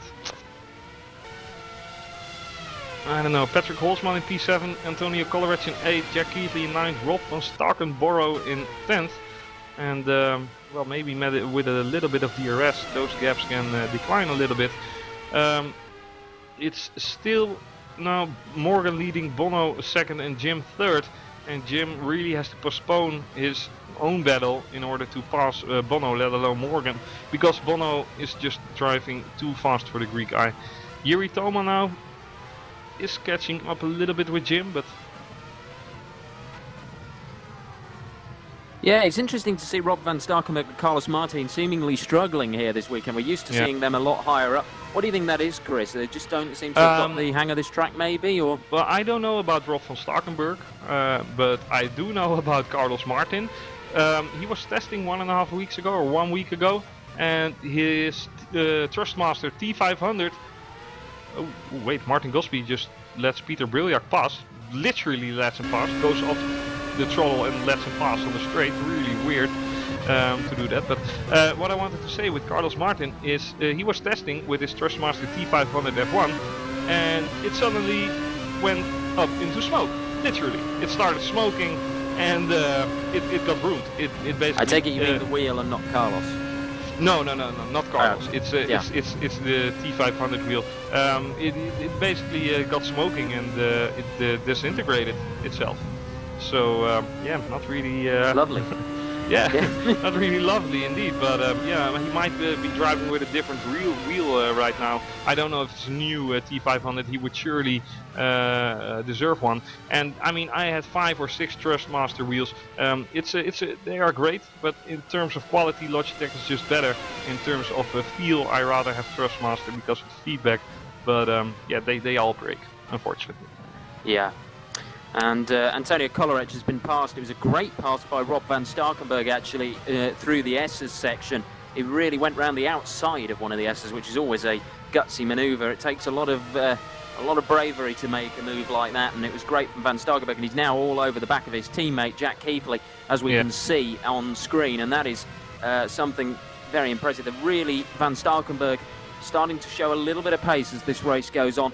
Bono Huis has taken a few tenths out of Morgan Moran. He's got that gap down to 2.6 seconds. It was 3.5 at one point. So van Starkenburg now gets very wide out of the penultimate corner, and that's lost him quite a lot of gap to Keithley. But thinking about the team perspective, that Jack and Rob have, obviously it's not the nicest thing for Jack. But if Rob is significantly faster, he should just let him go, you know, and to think about the absolutely. team. I mean, it's a Constructors' Championship that's not alive. I mean, Precision Motorsport claimed it yet again, and they deserved. But it's still, last year it was €2.5 you got for 1 championship point. So those extra 3 or 4 points might get you another €10 in the bank. That's never a bad thing to have as a team principal. So nevertheless, but Bono is losing out a little bit on Morgan now. Not surprisingly, I mean, it is Morgan, but it's 10th by 10th by 10th. Here, sector 2 in lap 13 now. 42.168 for Morgan, 41.9 for Bono. So he actually got 2 tenths back there. Yeah, so he's really closed that gap down. It was, as I say, it was over 3.5. It was about 3.5 seconds when he'd lost all that time through the traffic, and he's really starting to close that down again. Of course, the trouble he's got is that if he does manage to catch up with Morgan and pass him, which is another thing entirely, he's then got to think that Morgan's got to come third or lower. In fact, he's got to come fourth. So. What does Bono do if he passes him? Does he hold him up and try and push him back into the rest of the pack? I don't know. It's something you've got to think. he just does a little bit of Rolf van Starkenburg goes off a little bit, but he might just do a little bit of a Senna, you know, a full into a slow corner, just tapping the brake a little bit, you know. It's, Yeah. Well, I mean, No. the thing is, there's nothing illegal about that, backing another driver up into the rest of the field, and certainly when you consider that Bono has to gain 11 points on Morgan, he may need, you know, but he's got to catch up with him first. He's still taking time out of him. It's down to 2 seconds now, so Morgan and we needs to get a had move that on. discussion earlier this year with Jack Keithley being very mad about Patrick de Wit in Bahrain, where Patrick just lost the car and Keithley wasn't able to avoid any contact. Or that was Calames, I believe. Either one of the two. Sorry for one of you, but I think you were right. I think it was Keithley. Okay. And the argument was that de Wit was driving with such old tires that it should have been illegal. However, in my point of view, that's completely not the case. If a driver with 10 or 20 laps old tires is running in front of you, then you should be easily to overtake him, you know. And but in Bahrain that was not the case. We still had the really dirty air. We had like China air quality dirty air, you know, in Beijing, and it did get adapted a little bit in the middle of the season. And like I said earlier, that's definitely that has been the right call, because dirtier air was just so unrealistic early this season. But nevertheless, I mean, if you are faster than someone, even if he has 20 laps old tires, I mean, it's never an argument that you should pit because the tires are too old, you know. Okay, anyway, Petter Berliak has now closed up onto the back of Yuri Toman, and so it's getting very, very close between those two. They've got Martin Gosby in the background as well. Of course, he let Berliak through because Berliak was faster, and Berliak has certainly been able to catch up to Toman now. So we'll see as they go through these S's. You see, even through that, you'd think that there'd only be one line, but there seem to be some very different lines just between the drivers there, and it does mean that if you get one corner slightly different, it changes the whole line through the entire 5 or 6 corners, and it It's really a little does throw bit you like out the until the S's in end of Suzuka. the yeah. You have no room to compromise. You have to do it perfectly instantly, or you know, you will bear the consequences the next corners there. Berliak might have a run here. It's a good I wanted exit. to say that indeed. With the DRS open, of course Gosby has the DRS open as well, but the only one of this pack who doesn't have DRS is Yuri Toman. Is there a gap? There certainly is. Yuri is not defending again. Tries to stick it to the outside. Gets squeezed off a little bit, Berliak. Keep it safe and keep it fair. That was tighter than 2 coats of paint for a moment there. Yeah, It was really, really close as they came out. They thought it was It was just on the about edge enough of room fair. for both. They're still side by side, by the way. They're not. And Yuri Toman finally has to concede the position to Berliak, but he has managed to get a good enough exit to keep Martin Gosby behind, which is good news for him. Berliak is a really fair and fast driver, but that was a little bit cheeky of him in my point of view. But yeah, well, that's racing. Fortunately, the egos didn't collide this time. Patrick Holzman running really wide there. To me, that was fine. I think you hit it. I mean, it was a little bit of a dive, but I don't think it was. I don't think it was that bad. Is it more the exit that you're talking about? Yeah, of course. I mean, the gap was right there, but the exit, he was like, oh no, you don't. You know, oh no, because he knew that if he didn't pass him already, that Yuri would have the better exit of the next corner. However, Marcel van der Linden is going into the pit and drifts on through. Literally is drifting through the pit entry. Doesn't make contact into the barriers, which is good for him. Change of pants probably needed as well in this pit stop though. Yeah, most likely. Bono now getting a little bit closer and closer to Morgan, and he's not in DRS range, however. But it is getting closer and closer. Let's take a look on these second sector times. Morgan Morant opening with a 42.2, Bono doing a 42.1. So that's only 1/100th of a second. Although there are 100 of a oh no, never mind what I was gonna say. He just gotta he has to basically put this up and get into a chance where he can maybe die for the position. But like you said earlier, if Morant keeps his head cool and if he is getting overtaken by Bono, then he should just keep his head cool and think, okay, I'm gonna win the championship with second place as well here. Yeah, absolutely. Well, he only needs third, and when you're battling Yeah. for a championship, you really need to think about that.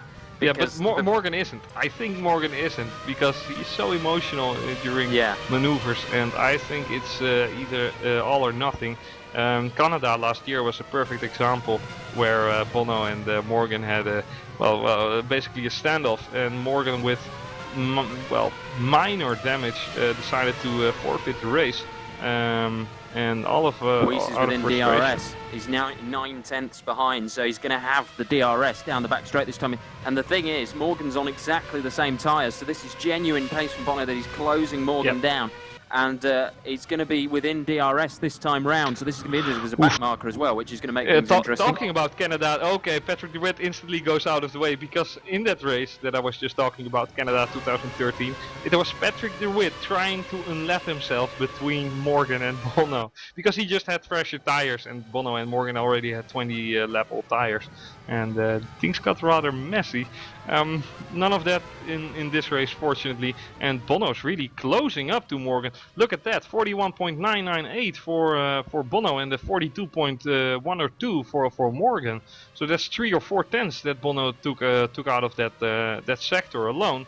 He has to basically keep it where he has it at the moment. Paresis is catching as well. He's only 2.9 seconds behind this, and he's also faster than Morgan. In actual fact, I think he's faster than both of them at the moment. And Morgan gets running very wide. He's not looking comfortable in that car at the moment.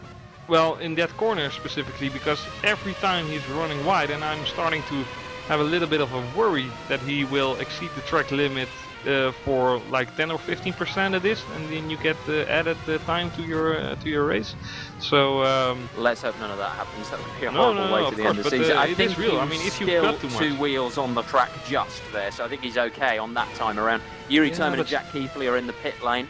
He ran wide, but I don't think it was enough to have all 4 wheels off the circuit, but it will have cost him time, which is the crucial thing. And if it costs you time, I don't think it should receive a penalty. So let's hope that's the way it is. Effectively being on 1/3 distance, we got 18.5 laps covered from the 56 at the moment, and the tension is basically just rising. Wouldn't it be amazing, because with Paresis catching as well, if Morgan finished third, Bono finished first, that would mean that both drivers ended up finishing the season on the same amount of points. Yeah, well, it would certainly establish them as equals, and that's certainly something that Bono deserves. He's right in the gearbox now. Bono doesn't deserve to be like crushed, and he will be. I mean, Ivar Kalameis, already out of the race. Never mind. Morgan is really feeling the heat of Bono at the moment, and it's just that one moment. Morgan has to keep his head cool, and that's something that Bono is able to do a little bit better than Morgan, knowing them on the track. He's almost robot style, is Bono. You don't imagine him getting phased by much at all, do you? No, indeed, and the fact that he only needs 30 or 40 minutes in order to get up to pace during practice sessions, if I may believe the words of Johannes Kunkel in the earlier interview this year, it's really amazing what he's showing us. And where others need 2 or 3 hours, Bono is just doing it in 30 or 40 minutes and says, I know what to do. I need about 20. Yeah, it's usually enough for me. Yeah, I need about 10 because my pace is like, not there, so it won't be there. No, but enough sarcasm there. It's going to be a tight battle, and this is what I have been hoping for, and now that it's here, I don't know what to do. Because, championship on the line, two of the greatest drivers in online racing, without a doubt. And, Well, at the moment, it's still safe for Morgan. The good news for Morgan Moran at the moment is even if, with Weiss and Paresis catching him, even if they pass him, they are still pulling away from 4th position Martin Gosby. Moran is still quicker than them. And that is the crucial one, of course, because he can finish 3rd and still win this championship, even if Weiss wins the race. So that is good news for Moran, and he's got to look at that because Gosby is still falling back from this group, and that is good news for Morgan, because that is... He's got to finish in 3rd place. If he finishes in 3rd, he wins the title no matter what Bono does. However, I think if Bono makes a move, Morant will just close the door and act like nothing is on the line. Basically, that's not bad to act like nothing is on the line, but oh, Bono is spitting. Bono is spitting, and here is So he's what going I for the talked about undercut. earlier. He's going for the undercut, and Bono is the only really top driver that, well, basically has the capability of thinking that much ahead. He is thinking, okay, my tires are coming to an end. If I cover him up by just covering what he's doing, I'm not gonna get this. He decides to get this medium compound out of the way, and with 20 laps gone, he just pitted for a second time in order to get the soft tires out of the medium tires out. So let's see, we're in lap 20 now, and let's see where he will go back into the pit. Crucially as well, he comes out in clean air this time around, so that's good news for Bono. Remember last time he lost a lot of time getting caught up in traffic. That won't happen this time because he has got a lot of clean air in front of him. Jim Paresis has got that gap to Moran down to 1.7 seconds. He's just taken half a second out of Morgan. So Morgan Moran clearly at the moment not having as much fun on those tyres as he'd like. And it'd be interesting to see, is it just the fact that maybe he's saving the tyres a bit more and trying to do one stop less? I don't know at this stage, but it's not quick, that's for definite.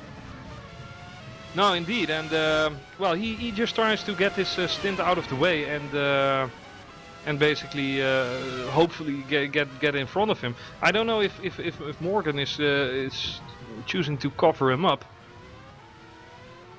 I mean, I don't even dare. The pace to, he's on, I think Weiss is going to pass him. I think that is pretty much a given because Moran is not going very quickly here, and Paresis has already taken another 2/10 out in the middle sector out of Moran. So Moran not going past here, and he's in the pit lane. So that leaves the leader of this race to be Jim Paresis yet again, but not for, well, not effectively. Let's put it like that. Morgan also goes onto the harder compound, the medium tyre. So this will be close. This will be close. Morgan is going to get jumped by Bono. Morgan is going to get jumped by Bono because Morgan will not take it. Here we go. This is what I've talked about. Bono is the type of driver that does these actions, and look at the dividend it's paying him. I mean, incredible, Bono. And that's what I thought. Morgan was not going fast enough to keep that position, and but he doesn't need to worry too much about it. In actual fact, in some ways, that may have worked out well for him, because as you said, if Bono had tried to pass Morgan, we know what Morgan's like, he may well have tried to close the door. Perhaps if Bono has passed him and just drives away a little bit, that might take a danger away from Morgan Moran, and if he's not having to defend from Bono, there's less chance of an incident maybe. So maybe that might actually not be such a bad thing. If you know what I mean, in a strange sort of way. Yeah. Oh, clearly. So, of course, now Morgan is behind Bono, and he only needs to finish third. So, Bono is now at the rate. He's doing what he needs to do. This championship is going to be very close, because even if they finish as they are now, and if Jim Paresis comes out in third place, that would mean Morgan would lose 7 points to Bono, which at the moment would place him with a 3-point advantage over Bono Weiss. We will keep you updated on that point situation as the race goes on. The live points as they are. So as at the moment, bearing in mind that these two are effectively first and second, Bono would effectively finish the season 3 points behind Morgan Moran. Yeah, but indeed Jim still has to go for that second pit stop. Does get a back marker in the way, but he is not affected by that for any moment. So there we have it, Bono in front of Morgan, and well, it's now Morgan's choice to undercut him in like 13 or 14 laps, but wouldn't be easy. The question as well is how long is Paresis and going on this set of tyres, because he hasn't pitted yet, so he's gone around another lap. So it's crucial to see if he's maybe trying to do one less stop, in which case he could very much be in the challenge for the win here. He could well be, and to be fair, I don't think that Jim would stop any lap soon, because he is still looking so stable, he's looking so controlled, and I don't think he will stop. Although right. looks can be deceiving. A back marker pitted just behind him, and that back marker is trying to unlap himself now. Don't do it though, seriously, don't do it. Who is that? It's Luka Oslakovic in 20 spot. and Yeah. he's actually quicker than It is very Paris tempting now. when you're faster than the leader, though, because it's almost like a glory moment. You get past them, but it's something that you definitely don't want to do because it I doesn't wouldn't- make you very popular. I wouldn't touch that with a 9-feet pole. Let's put it like that. Jim is going. Well, going that's to taken pit that now. out of the way there again. Yeah. They probably so, scared him off the track and just thought, I'll get out of the way of this. Yeah, but Jim Paris is now into the pit, and he is coming out. Well, where is he coming out then? He's still stationary. Goes back. Ooh, maybe in between Morgan and Bono even, or not? No. Not even close. Wow. I shouldn't make predictions. So Martin Gosby leads this race then, and he's got Bono Huis right behind him with Morgan Moran. Now this is a potentially dangerous situation for both the championship contenders as they find themselves in a battle here with a non-championship contender and a guy who has won 2 races this season, Martin Gosby. They need to be smart here, to say the least, as Gosby cut that corner a little bit, didn't he? It was very much across the curb there. But he did seem to slow down a little bit, so I don't think he gained too much out of it, but it did look very borderline. Yeah, certainly. And coming back to the pit stop of Jim Paris after he crossed the line where you can pull off the pit limiter, he stayed on the pit limiter for 2 more seconds for the lava pit or something. I don't know. But yeah. As Bono passes Martin Gosby for the lead, is he? No, Gosby very late on the brakes there. Huis went up the inside, but it wasn't enough. As Morgan Moran. Here we go. Ooh, this is gonna get tight. If we could go on board with Morgan, I think it's the best possible view. Morgan is gonna die for it! Like Jensen Button did, and what a move it is! And it's clean as well. That's the good thing about it. Morgan Moran goes into 2nd place. Bono did get squeezed a little bit, but that was entirely because he left the door open. And well, Bono still with the 2 wheels onto the track, so I don't think there would be any trouble into making an admin decision about that.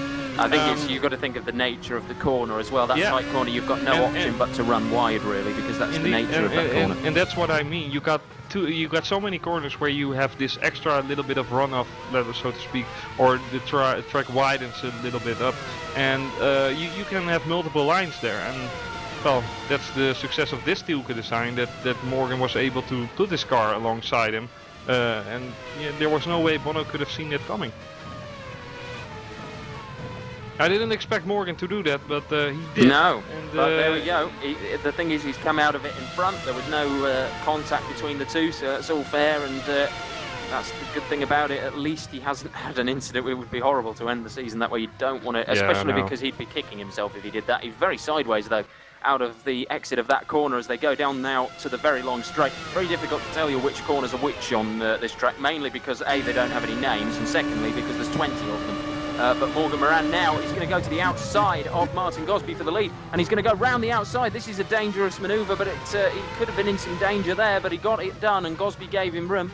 And you need to show full trust in the other driver there, and Moran obviously knew that Martin Gosby is a very clean driver, and so it proved Gosby gave him plenty of room. Yeah, he sure did, and Morgan Moran now finds himself back into the lead and back on, also on the medium compound, so this means you will have no worries whatsoever at the moment. But yeah, Bono now needs to get ahead of Martin ASAP. I don't know about Martin Gosby. I mean, he had to forfeit secure World Championship victory in 2013 on Silverstone because Bono is just diving Gosby. He's just diving Gosby and saying to him, okay, I'm going for this. If you want to steer in, then, you know, be my guest, but you're not gonna finish this race with a complete car, let's put it like that. And this is the racing mentality that I've been missing from FSR a long time. This was a pure dive bomb from Bono, but out of the book. There's nothing wrong with a dive bomb, and especially not with the way Bono just did it. Just out of the book. Really great job. Great driving as well. Yeah, both drivers giving Gosby the full attack over the course of that last couple of laps, and Bono Huis now has got to try and close back down on Morgan Moran. And you notice as well who's closed up very quickly to the back of this. He was over 7 seconds behind, not so long since. Jim Paris is right there as well now. and before that move of Bono, I was really thinking like Martin Gosby had to give Bono the win in Silverstone 2013, and you know, there might be a little bit of, you know, unsettled business, so to speak. Gosby is DCing. Gosby is DCing. Gosby is stuck on the track if he doesn't connect. I think it's going, in 10 gone, seconds. isn't it? Yeah. He's driving in the dark now, and if he doesn't connect in a few seconds, he will be dropped entirely. Well, it definitely is a disconnection because this isn't Mario Kart. We don't get invisibility, so. No, but you do see drivers maybe disappearing for a few seconds and then reappearing in front of you again. It's really, really something. But yeah, Gosby is out of this race. Unfortunate for him. Gosby is out of this race. Yeah. Lap times now 41.7, 41.6 for Morgan and Bono. So 1/10 Bono chews out of him, and oh man, what a race it would have been if Bono would finish Japan in 5th spot, you know, and got 10 points, and you know. But we'd have been level, and we'd have been talking about a 1 second difference between the two championship contenders, absolutely. But yeah, this is not over yet, by the way, because Jim Paris is not far behind either. So there is a lot to be done in this race yet, and it is a really close title fight. And this is exactly what FSR is all about. It's been so competitive this year, and the championship deserves a race like this to finish it. There's no doubt about that. Yes, surely. And well, Bono just has to keep up doing what he is doing at the moment. He is not in DRS range, unfortunately for him. And well, let's just see if Morgan can cope with the pressure. I think he can. He has been for hotter fires, I suppose. Race is not even halfway though, so like you said, a lot of things can happen. And it was here where Huis Morgan is back made within the move. DRS now as well. 9/10 is the gap, and Paris is catching them again. Drop. He's only 2.9 behind. He's gonna drop here. Look, he takes this corner like 3/4 full throttle and then pounds it and slams it. But Morgan is just going full throttle to that entire right turn. So well, I have to say that has to be down to setup, because as slow as I was taking that flat out as well. So the other day, so I'm assuming that Bono has obviously gone for a very different setup this weekend to. When I was talking with Bono the other day, he basically said like he likes understeer a lot, you know. And I always said during the broadcast that Bono's car is looking so much set up for oversteer and just, you know, lets it slide through the corners. It's quite the opposite, he said. He's really a driver that likes understeer, which really, you know, made me scratch my head because, you know, well, especially we've seen him sliding a couple of times in this race already. Yeah. So, but obviously he finds ways to slide. Sometimes that's how drivers drive round understeer setups, though. They drive it by really slinging it into corners, so it looks like oversteer, when in actual fact they've got the wings very much the other way, as he's now really close to Morgan, and this is going to be as De Witt gets out of the way again, which is nice. Oh, yeah, I think. Patrick, don't do it! Don't do it, Patrick! No, please no. Seriously, Patrick. He's backed off. It's fine. It's absolutely fine. That's so Patrick got well out of the way. We were worried for a moment there, but he did the right thing. I was really worried. I mean, yeah. I mean, De Witt, you know, De Witt. But yeah, it was absolutely fine. That, and he got well out of the way of them as they passed as well. So that was good experience shown there by Patrick, getting out of the way and doing the right thing. I mean, and Bono only 2/10 behind Morgan now, although he seems to have dropped a bit through this final section, which is what you were mentioning on the previous lap, Chris. Not maybe quite so strong here. But just imagine what would have happened if Patrick incidentally crashed Bono there.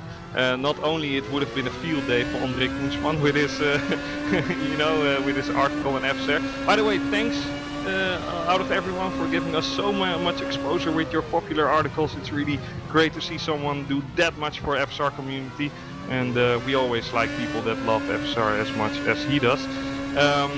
Back to racing, however. Bono is well clear of Jim Paris with 2 seconds, but Jim has not given up though. Jim is a tough Greek that really wants to get his name well. I think he can sense a victory here today, because he's only 2 seconds behind and he's closing on these two. And Jim Paris does have newer tires of 2 or 3 laps. Yeah, exactly. If he can get that through the next pit stops and maybe get 6 or and the next pit stop 10 laps advantage, maybe, you know, he's not out of the race. However, though, Jiri Toman and Peter Briliak, they're having a battle, by the way. Let's just quickly see if Bono is gonna take a move. Well, he might be. He's really up to range. Morgan is not defending, surprisingly, but this is the pressure that Bono is on. He couldn't do it. He couldn't do it. Jiri Toman, though, if we can go on board with Jiri Toman, he's going for 4th spot, and Peter Briliak goes for the outside.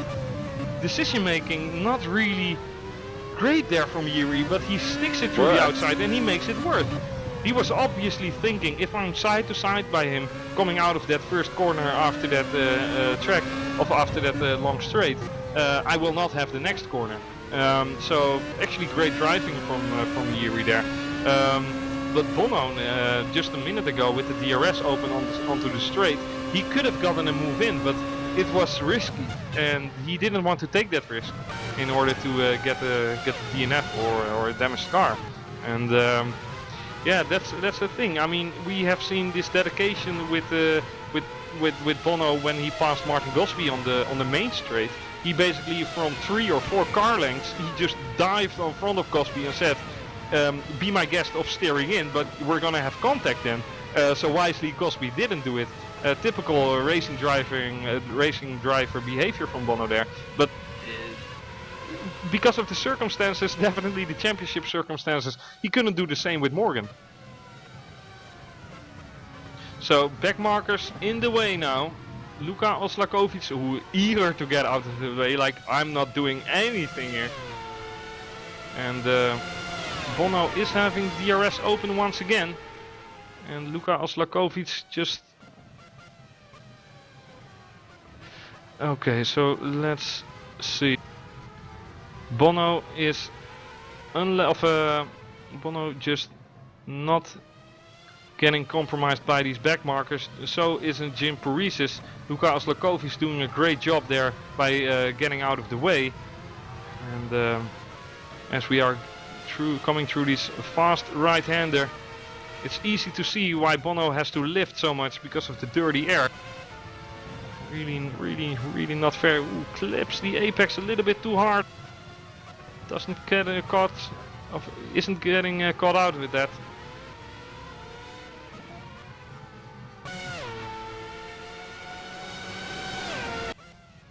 So as Thomas Mundy is about to come back, he just went AFK for a little bit. We see a lot of action here from Bono.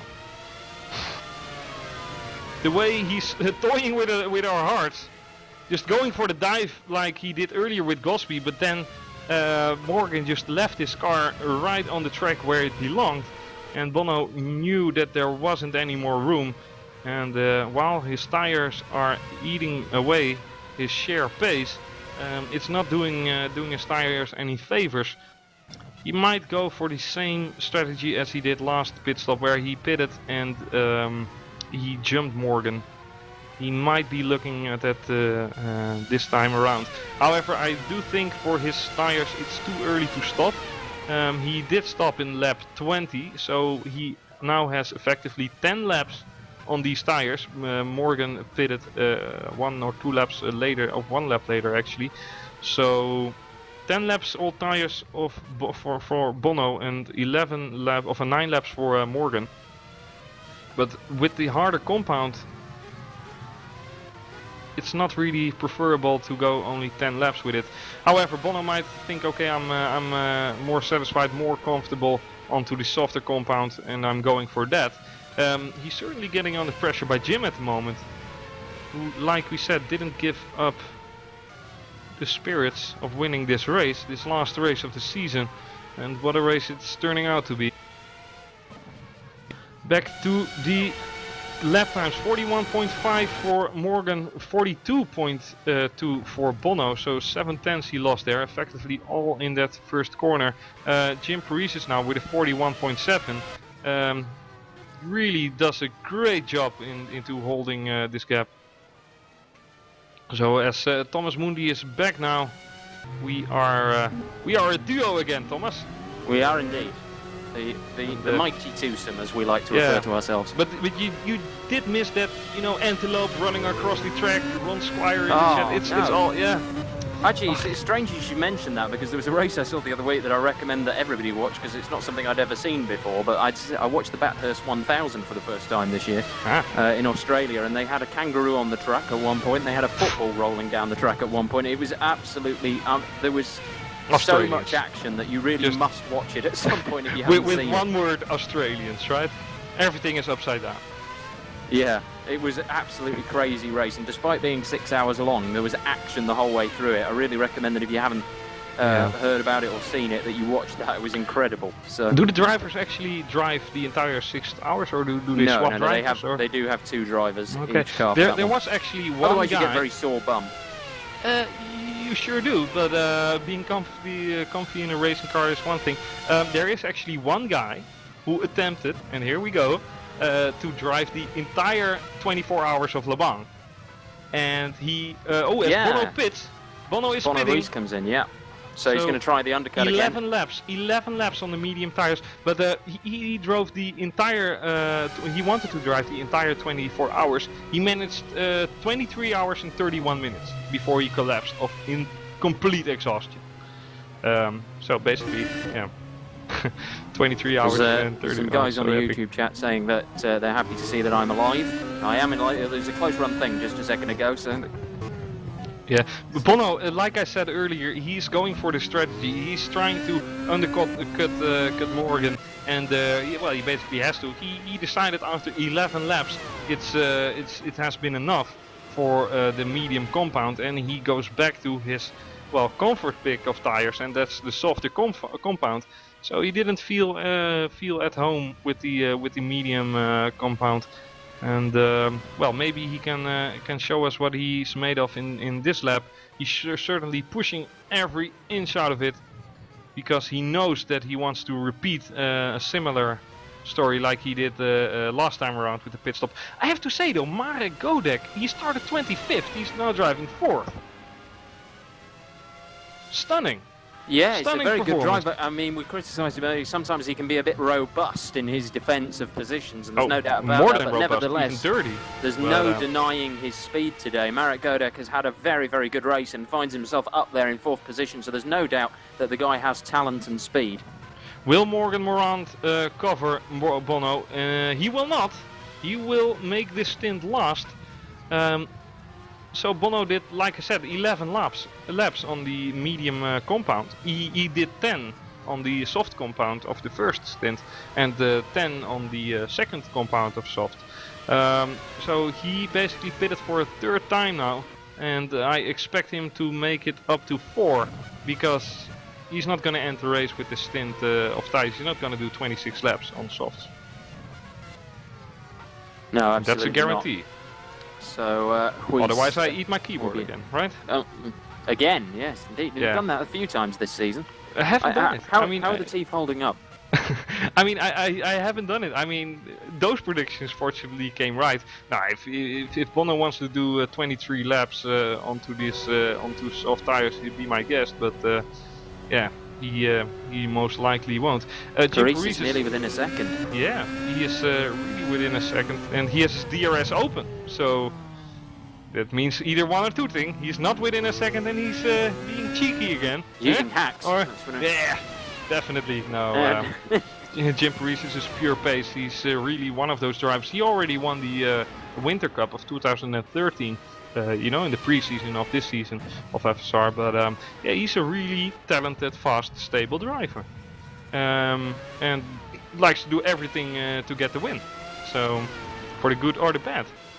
And he finds himself now in 2nd spot, basically matching the times that Morgan is doing. I think he's actually faster than Morgan on this medium compound. Does run wide though, a little bit too optimistic there, but I'm wondering, if Morgan Moran is taking something out of Paris's book here, because he'll been looking behind him, he'll have noticed that Paris is very fast because he's been running a bit longer into the stint. Maybe Morgan's doing the same thing. But even after that mistake of Jim Paris is half a second quicker than Morgan on that lap. Half a second is almost a light year into Formula 1 terms, and well, it translates. Reese is catching them at about over a second a lap. It's nearly 2 seconds a lap, in fact. I'm not surprised, but of course, Paresis and Moran will then have newer tyres if they pit later, and maybe that's what Morgan's doing, is taking a leaf out of Jim Paresis' book and leaving the stint a little bit longer, because we saw that Paresis was able to catch them both quite well on the slightly newer tyres. I think Bono is having the edge at the moment over Morgan and Paresis, and I'll tell you why. Because Morgan and Paresis are both going to pit 2 more times, I believe. And Bono is obviously going to pit 1 more time. So all the time that Bono is eating out of these two, the French guy and the Greek guy just battling each other out, he's going to win time, like you said, over 1 or 2 seconds a lap. So if Bono can keep this up for like 3 or 4 laps, he will effectively get 7 seconds out of it. But let's just reiterate, of course, Morgan doesn't need to win. No, exactly, but in terms of the race, I mean, the only disadvantage that he will have is that in the last stint, his tires obviously have to last 3 or 4 laps longer than Morgan's tires. Morgan is pitting. Okay, so there we go. That's Morgan only 2 laps into long. pit lane. But Bono is clearly going to jump Morgan. I mean, otherwise I eat my keyboard. Yes, I'm going to eat my keyboard, because this is a tremendous advantage for Bono now at the moment. Morgan is getting lifted right now, and Bono is already past him. So we're looking at, well, more than 5 seconds actually. Well, more than 5 seconds. So great technical decision from Bono again. Let's count it up. So Moran's tyres then are going to be about 3 laps newer than Paresis. We'll see how that helps him over the course of the stint. 7.5 seconds Bono is ahead. 7.5 seconds up to Morgan Moran. Yeah, he is indeed. So yeah, that's a big difference. And actually about nearly 8 seconds in the end. So he gained a lot of time there. And the question is now, can Morgan gain some of that back? We'll watch it over the next few laps and let you know how that's going on. But Queese certainly looks like he's got the car to win here today. It's then a question of where Morgan Moran finishes. At the moment then, as it stands with Paresis in first, Queese second and Moran third, that would mean that Bono Queese would be 7 points behind Morgan Moran at the end of today. Keep our eyes on that. I mean, if so, Bono will kick himself so severely for the mistake he made in Japan, where he just steered in way too early, hit at the curb, got airborne for half a second, and well, if you lose traction, if you have one tiny little bit of atom of tire onto next to the track, you're basically off in Suzuka. One mistake and you're gone. And it's basically the race that will cost him the championship. But it's always in the end easy to say, like, that race cost him the championship, you know.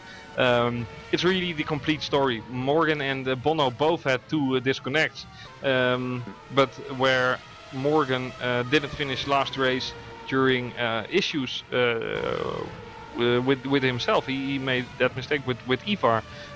It allowed Bono to take, well, basically the lead of the championship.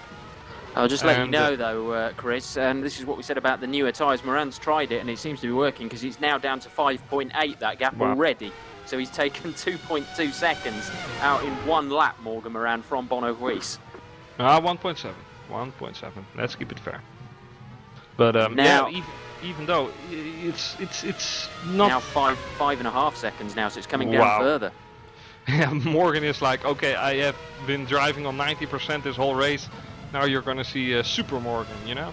But yeah, he really just wants this win. His championship is safe at this moment in P3.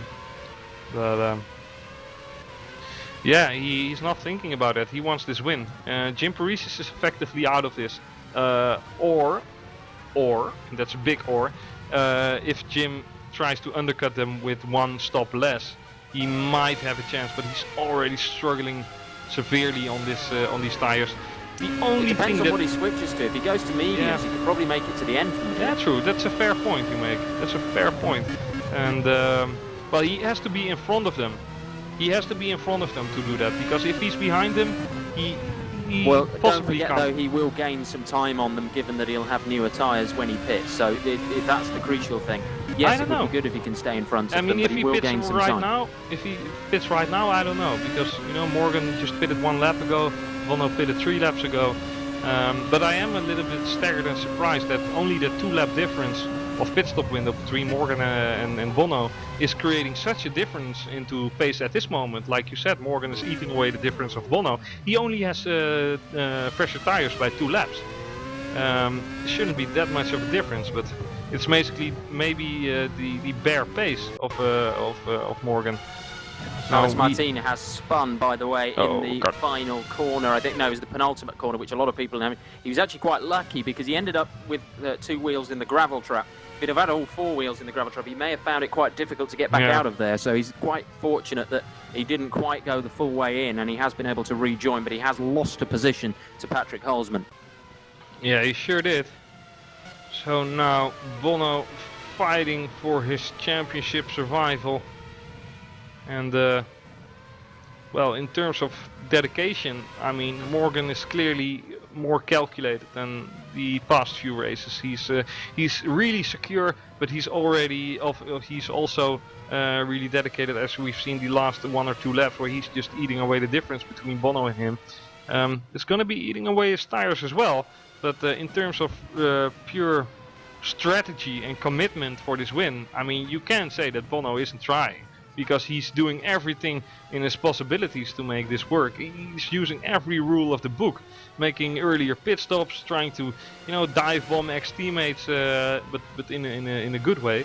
So yeah, I'm really just hoping we have a fairy tale ending at the end of this race. We still got 18 laps to go. We are 2/3 distance. I think there's no doubt that Paresis is doing this on 1 more stop, whereas Moran and Huis will definitely be in again, because he is still out there and there's only 18 laps to go. There is no doubt that Jim Paresis is doing this on 1 more stop, so Bono Huis is going to have to pass him at some stage, whether that be in the pit lane or on the track. He got a 3.5 advantage, he got a gap of 3.5 seconds, Jim Paresis, over Bono Huis. But yeah. It's quite impressive how he's holding the gap, though. I know he is losing time to Huis, but bear in mind that not only is he on older tyres, they're also the harder tyre, so he's doing well to keep that gap up as much as he is. Yeah, his tyres are now 15.5 laps, so effectively 16 laps old of Jim Paresis, and yeah, it's telling. He's doing everything he can. His sector 2 now in lap 39 is 42.0. Bono is doing a 41.4, so 6/10 Jim is losing in 1 sector, sector 2. Ooh, and Jim, sliding. This is way more than 6/10. This is more than a second. He can pit now, and I think he probably should, because those tyres like that looking more than... If those tyres were on your road car, it wouldn't be passing its MOT, let's put it that way. I think he pits, but he might wait 1 more lap. He is waiting 1 more lap. Yeah, he might even try to finish on this, what do I know. But I think on the signs that the car is making, he must see that Bono is getting closer and closer. Logically, he has to pit in 1 or 2 more laps. Because if he is doing 17 laps now, with 17 laps ago, he obviously had more weight in his car with the fuel, so more tire wear. If he can do 17 laps now, then I'm sure he can finish the race with 17 laps on the medium compound. And the only advantage that he will have is in the opening laps of that stint, purely because Bono he needs it to be a little bit away from their pit stops, which is what you're saying, But he's definitely doing the thing that he should be doing. And yeah, if he gets this advantage working, then he might be challenging.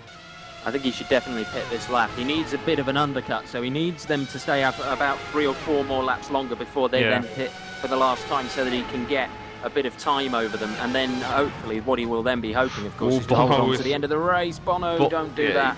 Well, he braked so late, but it was controlled. Yeah, Bono House there driving. The thing is, though, Huis here, I think if you're Huis, if I was in Huis's shoes here, I'd know that Paresis is likely to come in the next lap or so. You've got to keep the gap to Moran, but don't make a stupid move. No. What House is thinking, will be coming in. Sorry, I got to stop you there.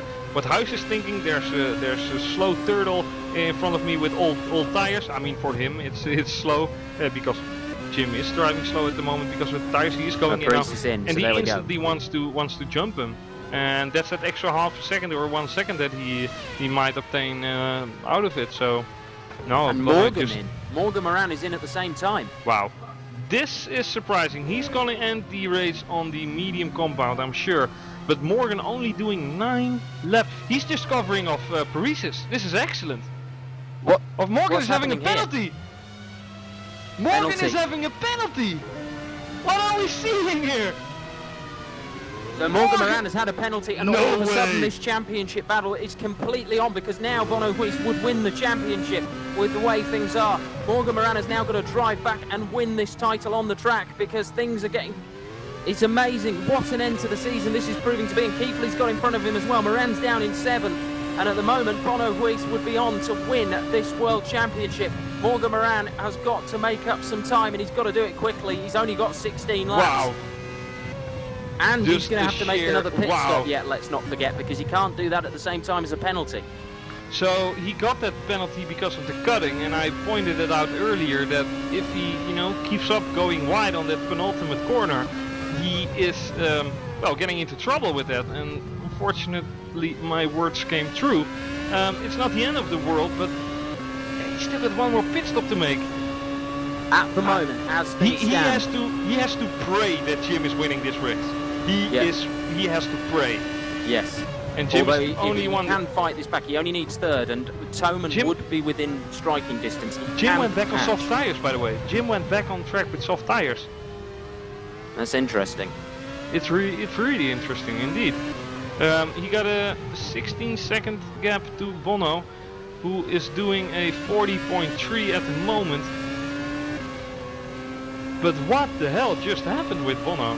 With Morgan? This is really... We are being told by our cameraman that Jim Paresis is, as Keithley comes in, now that's released Moran back into 6th place, but Moran is going to have to pit again himself, so this is going to be interesting. Morgan Moran, as it stands then, where they are at the moment, Bono Huys would gain 25 points, Morgan Moran would gain 8.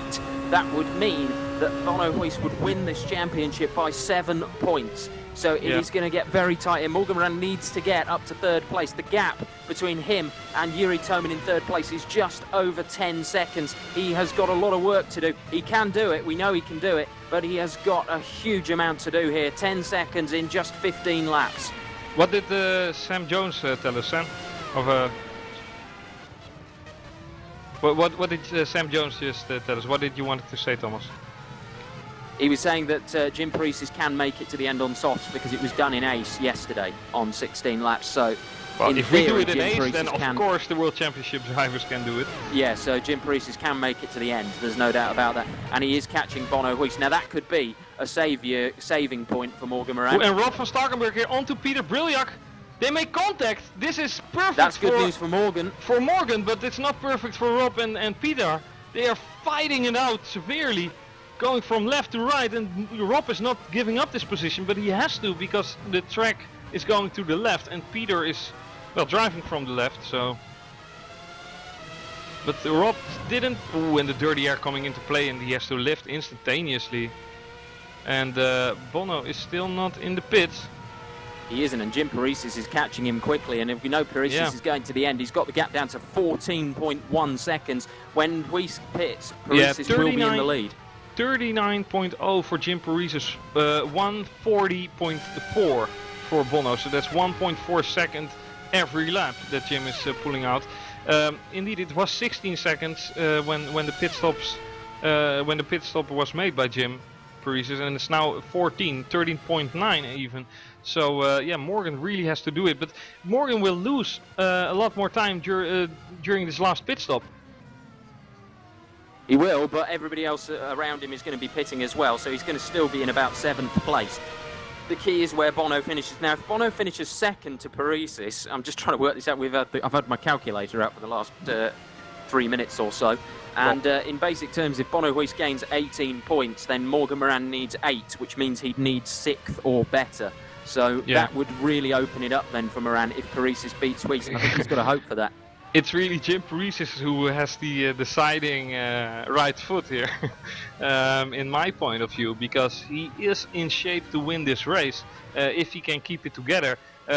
Nevertheless, if Bono is gonna pit onto soft tires, on fresh new soft tires, I mean, no doubt he will be incredibly quick. He will. We've seen Paris we've is seen not Bono really House in taking China much out of him at the moment, with is he? 4 laps. Now, with 4 laps to go in China, Bono had a 21 second gap disadvantage to Rob van Starkenborough, and in 4.5 laps, he made it work.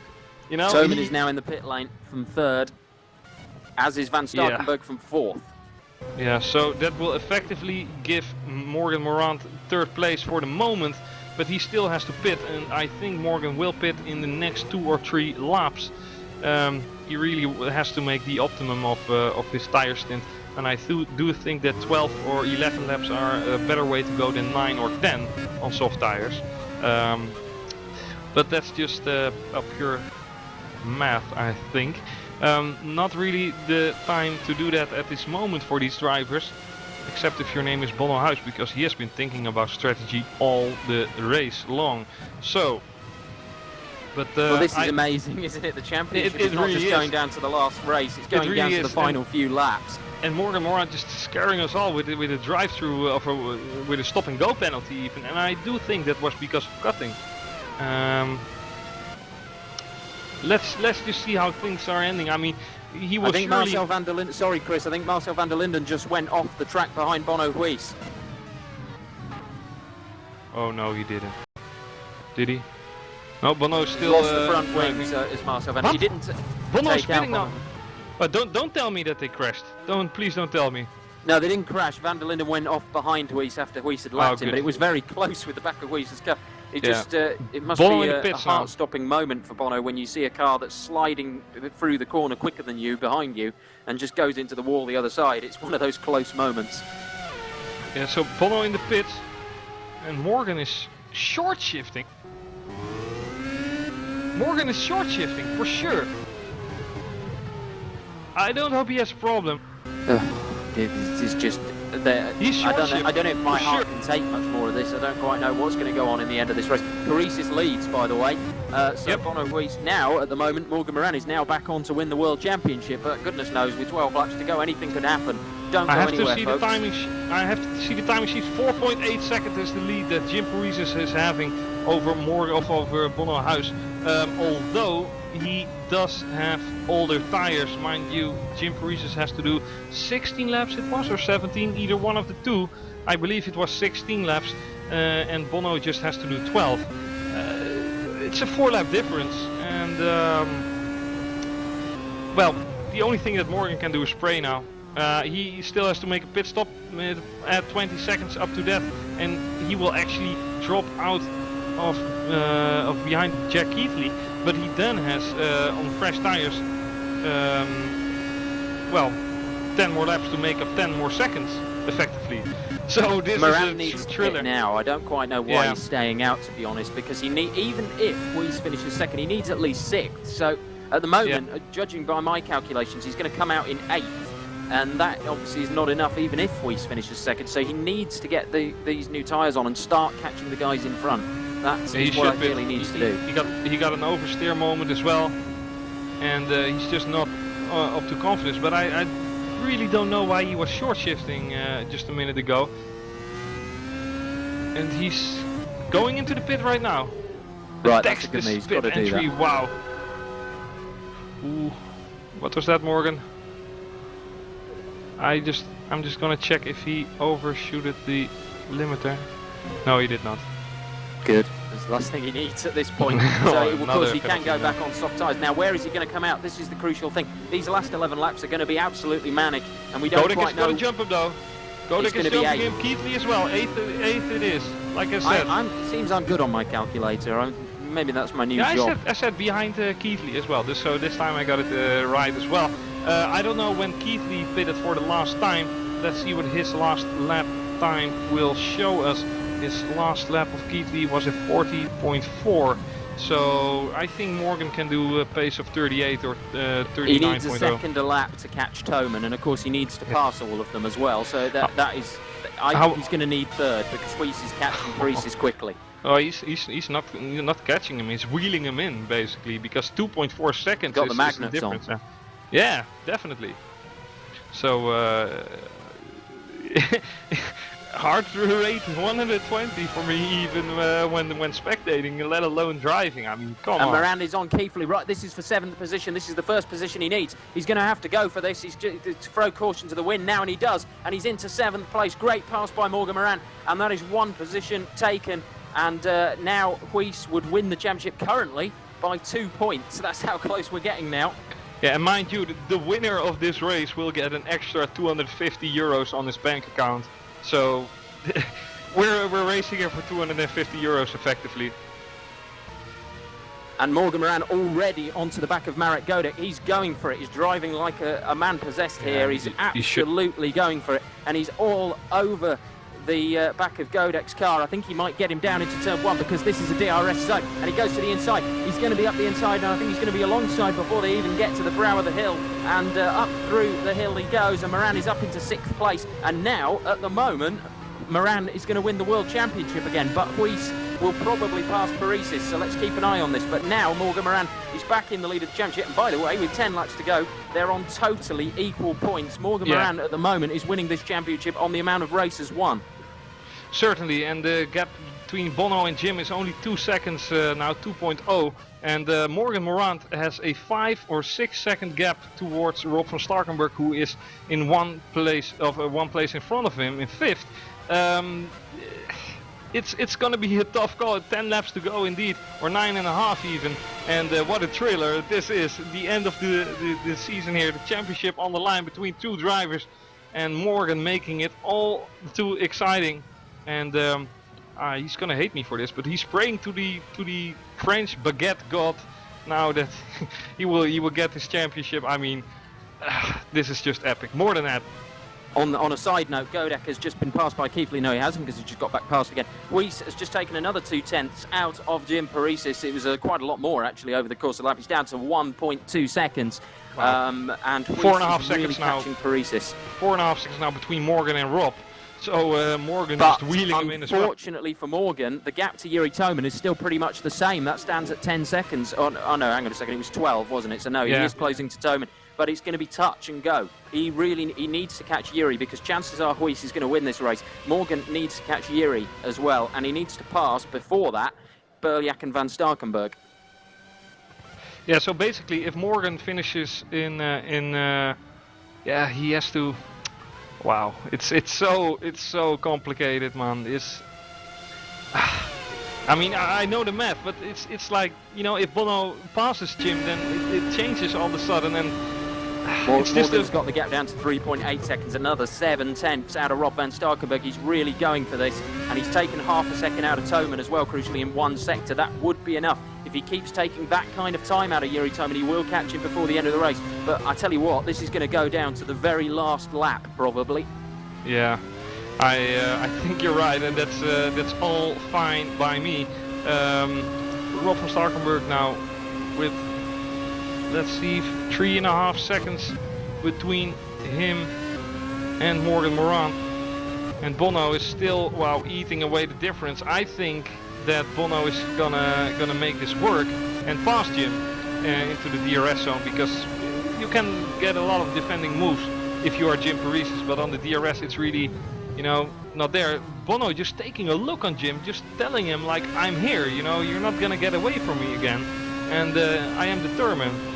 And I don't know if Jim is a guy that's being under pressure easily, but I mean, the last thing that Bono wants is make a mistake like Suzuka again, because I mean, it's just impressive. I'm losing my words. I'm babbling BS at the moment. So Morgan Moran, getting very tight, isn't it? His lap time 38.7. And another second out of Toman. The problem is, though, he's got 8 laps to go and 9 seconds, so 1 second is not enough. But if Bono wins this race, then Morgan has to indeed become 3rd. So exactly, that's what I'm saying about Yuri Toman. That's how far he is behind Toman, 9 seconds. Huis is on the back of Parisis. This is a chance. Oh, goodness me! Parisis is really defending that hard, and Huis doesn't manage to take it. And Huis backed out of it, in actual fact. He doesn't want to be run off the track, but he knows where Moran is. He knows he needs this position, because at the moment, Moran's taking the title. Huis needs to win. He can go into the inside here. It's going to be a chance here. But Parisis is really defending with his light. Oh, he's one ride, and that's it. He lost it. Bono passed. So effectively takes the championship at this moment if the flag drops. We still got 8 more laps in order to do so. But Bono made the move there and caught Jim out of position. And this is really something here. Bono taking this lead of the race, only won 2 races this year out of a possible 12. He is looking to make it 25% of all races and win his 3rd and most important race in well, basically a long time. And coming back to Morgan Morant, he is now 2.5 seconds shy of Rolf van Starkenburg. But it's all about Jiri Toman as well. And that gap is now 8 point something seconds, but unfortunately it's still not enough. Moran is not taking enough out of Jiri Toman. It's down to 8.2 seconds of that lap. He only took 8/10 out. It's not enough. Yeah. Morgan needs more. He definitely needs more than that. Otherwise the penalty will prove fatal. And it would be almost like Lewis Hamilton in 2007 all over again. It is shockingly similar in actual fact to the 2007 and 2008 indeed finishes to the championship, where it really went down to the last lap and one guy having to come through the field trying to win the world championship. That's exactly what Morgan is facing now, and he is getting so close now to Van Starkenburg. Now, of course, if he can pass them on the straights, that might help him gain some extra time because he'll be in the DRS zone. But yeah, right at this point, he doesn't have enough to catch Toman. He's got to hope for a mistake from either Toman or Huis, to be honest. Indeed, and it's all about these next laps. I mean, we got 6.5 laps to go. Jiri Toman doing a tremendous job from Mad Cave Racing, but I think he is really thinking about the World Championship as well and how he can assist Bono. I mean, one little tiny peeny mistake is all that takes for everything to get chaosed, and that's surely the thing that happened with Morgan, and he is fighting the battle of his life right now. And Jim Paris Jim Paris is actually putting pressure onto Bono now. He's caught back up. He's taken 2/10 out of Bono in Sector 1. That could make life interesting. Well, this season seems to be throwing absolutely everything at us. It doesn't seem to ever stop giving this season. It's been incredible. I got a really bad joke coming up. I mean, you know, I'm not even going to mention it. Probably best not. No. You've upset a few people today already. Yeah. Oh, Jim really getting caught out on that exit, and it definitely will make life difficult for him. He opens the DRS with 6 more laps to go. Phew. This is tremendous stuff that we're seeing.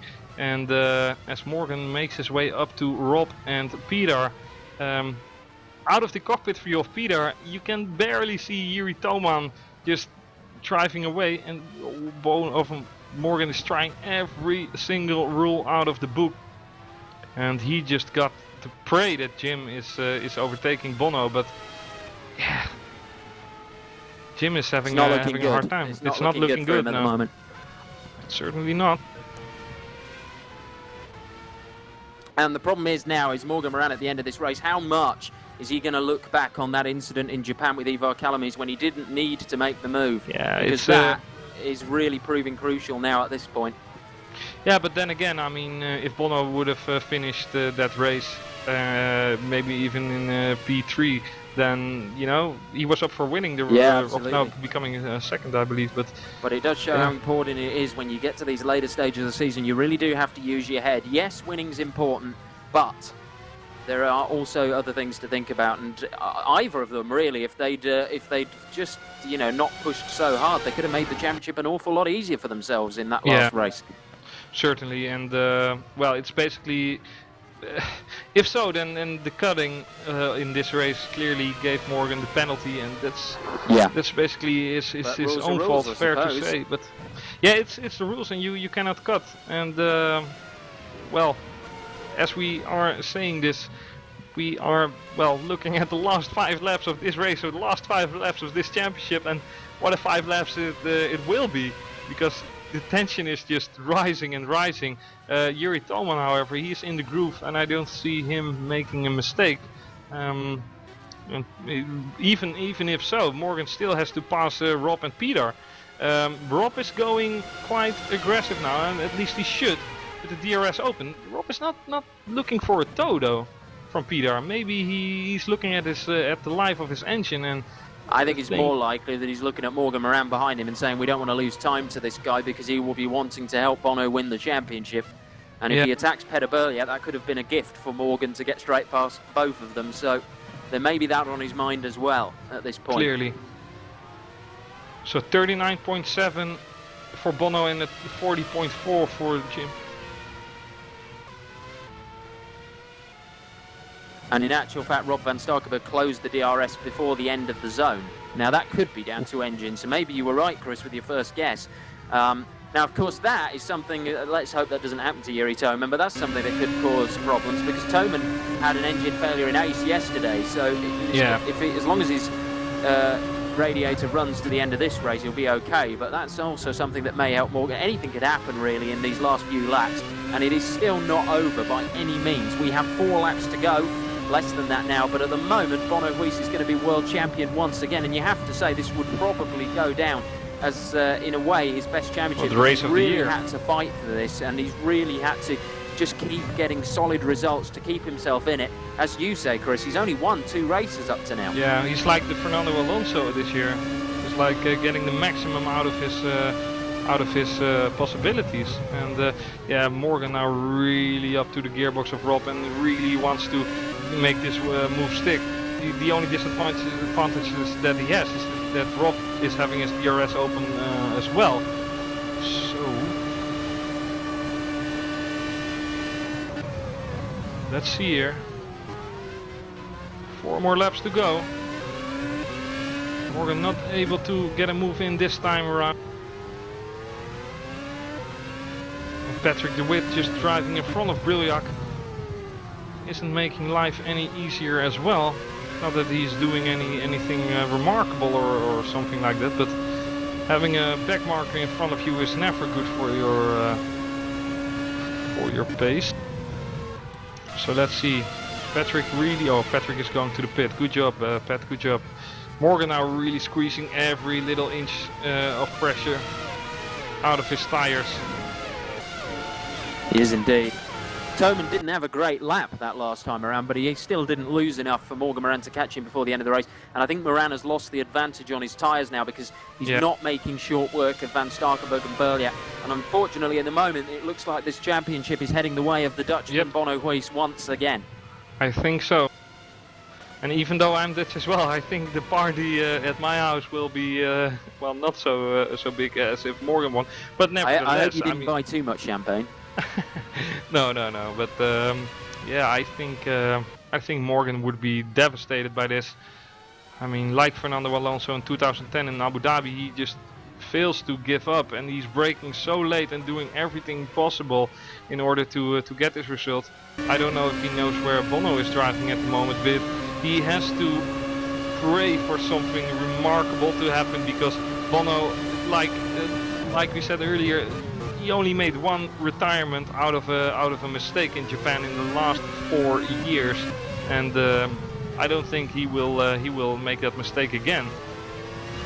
So no, here we he go. Certainly won't. I think he needs Paresis or Toman to have a mistake. Really, it probably he's got a chance of passing Berliac and Van Starkenburg before the end of the race, but I think that's as good as it's going to get. And 4th place, of course, is not enough. So he needs one of the other 2 in front of him. I mean, if Huis making a mistake would be great, but I don't think that's going to happen. And Moran actually just lost a lot of time there. His tyres, I think he's taken it out of them. Yeah, certainly. And Marek Godek has run out of fuel. Oh, that's such a shame. He was having such a good race, but he's obviously misjudged the fuel by a couple of laps because he's out of fuel. And that's really unfortunate. It really is. I mean, in actual fact, I was wondering if anybody would have trouble with that this weekend because the fuel needed here was slightly higher than at some of the previous tracks, and Marek Godek has obviously fallen foul of that because he was having a great race and it wouldn't have affected his pace that much, 2 laps of fuel. So he was there on merit, and that's a real shame for Marek Godek, who was up in, I think, about 7th place. I think he was behind Morgan, so that was a great race from Marek, but unfortunately out of fuel and out of this race. Certainly, and as we just said that Bono Huis is driving stable to the victory here, and Yuri Toman not showing any signs of fatigue. And I think with 1.5 laps to go, basically have everything decided, apart from really incidental effects. Bono's taking so much care to these next corners, and well, why shouldn't he be? I mean, he got one more lap to complete in order to be crowned the five times world champion in FSR. And let's see. Which would be a record. Nobody's done that. No, I don't think anybody had done 4, actually, to be fair, but 5 is incredible. It sure is. So, here is the last lap of the race with Bono, but still Peter, Rob and Morgan are battling it out fair and square. But that stop and go of Morgan Morant just costing him the title here. And indeed, like you said in Japan, if he just took things slow and even got a 5th place and collected 10 points, he would still be a happy man this race. However, that's not the case. So really a remarkable thing has to happen in order for Morgan to have a celebration at his home. But in this level of competition, that is like a quantum mechanical chance. It's like almost non-existent. Certainly is. And Bono Huys, well, he's driven well, and today he's been epic exactly when he needed it. Yeah, it's been one of those seasons this season. We've had remarkable a season in so many ways. Morgan Moran has just passed Rob van Starkenburg for 5th place, so he has got up to Morgan, but it's not going to be enough. Oh, he lets him go again. He lets him go again. Right, so it was obviously an unfair move, but fair play to Morgan. He gave him it back. But it has been an absolutely astonishing season, and it's been an astonishing race. It really has. Bono Huys, though, is coming up to the final corner, and he is going to win his 5th world title. Bono Huys, the odds were against him. He was 10 points behind going into today's race, but he wins the Circuit of the Americas, the US Grand Prix, and the America Grand Prix rather, and he's going to win the World Championship as well. We'll wait for that to be confirmed, but Jim Paresis comes across the line in 2nd place, 6.1 seconds behind. Yeah, no, it's all and over. Here comes Thoman, so it's all over. Yeah, it's all over for Morgan Morant. And I think Yuri Thoman can look proudly on a podium, and I'm sure Matt Cave Racing Team will be very happy with that. And so will Jim Paresis with a 2nd place. However, it's Bono Huys indeed with the championship once more, and Bono and Morgan will be so angry about himself that the one extra cut that gave him the stop and go penalty. Yeah, if not, playing the if game is rather simple. Well, if he didn't, he would have easily finished 3rd, let alone maybe even 2nd, but it didn't. And these are the facts, and Morgan will look back on this season with mixed feelings. I'm sure he will be happy for a lot of these races, but with only 3 more races to go, he had an advantage of, I believe, 45 points over Bono. And Bono, in pure fashion, didn't lead the champion at any single moment this season, except for, it's like Sebastian Vettel in 2010. The only time that Bono leads this championship is at the moment where there are no more races, which is crowning him the world champion once more. And I mean, if Bono wasn't already a legend, then this firmly establishes him as that. So Bono Huys then is the world champ. We'll see if we can get an interview with him, although I think knowing Bono that might be quite difficult, but we'll have a go. I don't think we will have an interview, but I don't know. Well, see, I've asked him anyway, so let's see what we can do. I don't know if he even has a microphone. Knowing Bono, he might not. He's not really a communication type, but if he's ever going to give an interview to us, it's probably now. Especially now he's just won the world Morgan is saying Jim Paresis mistakes double-click on limiter. Right, okay. Okay, I don't get that one, but obviously he's really frustrated. Nevertheless, here we got it. What a spectacular race it has shown to be, this last race, and what a season for both drivers. Morgan definitely fair to fair. Morgan has I'm trying to work out if maybe he was informing Jim Paresis that was what the problem was, that he double clicked maybe on the limiter, and that's why he sped in the pit lane and maybe got the penalty. Maybe that would be my guess. Yeah, I don't know, but what I do know is that that Morgan was the faster guy in this season. But sometimes being the fastest isn't what matters. What matters is the consistency and the points of in the end of the day. And I think that Bono has less back scratching moments or head scratching moments than Morgan. So yeah, but nevertheless, it's unfortunate for Morgan. It's really satisfying for Bono to be crowned the best for 5 times in succession. And well, if you have to lose to someone being Morgan Morant, it has to be Bono Huis because he's just fast. Yeah, unfortunately, Bono Huis has told us that it's not so much that he doesn't want to give the interview, but unfortunately he hasn't got a voice today. So he lost his voice. So he's obviously driving through a bit of illness as well. So that's why he's not going to give an interview to us. But congratulations to him anyway. It was a great drive, and he's won the World Championship. So a fantastic drive by him. So let's give you a rundown then of the order from the final race of the season. Bono Huis wins the race and the World Championship. Who saw that coming a few weeks ago? At one point, I think the gap was something like 43 points, but there you go. Yeah. Bono Huis wins the world title. Jim Parise is second, Yuri Toman third, and a podium for Mad Cape Racing. The party in Cape Town will go ahead tonight. Peter Berliak fourth. Rob van Starkenburg finishes fifth with Morgan Moran sixth. What a disappointment for him. A pit lane speeding penalty is the way that he has ended his season. And in actual fact, only just finished in front of his teammate Carlos Martin in the end, who had a bad qualifying but finished seventh. Patrick Holzman in eighth, Jack Keithley ninth. Antonio Kolarec 10th. Keithley dropped down the order a little bit there at the end. Not quite sure what happened there. Yorick Boshov in 11th. Mike Partington 12th. Peter Helmbro 13th. John-Eric Saxon 14th. Dino Paolini in 15th place in the other Mad Cape Racing team. Somewhat eclipsed by Yuri, but we'd expect that.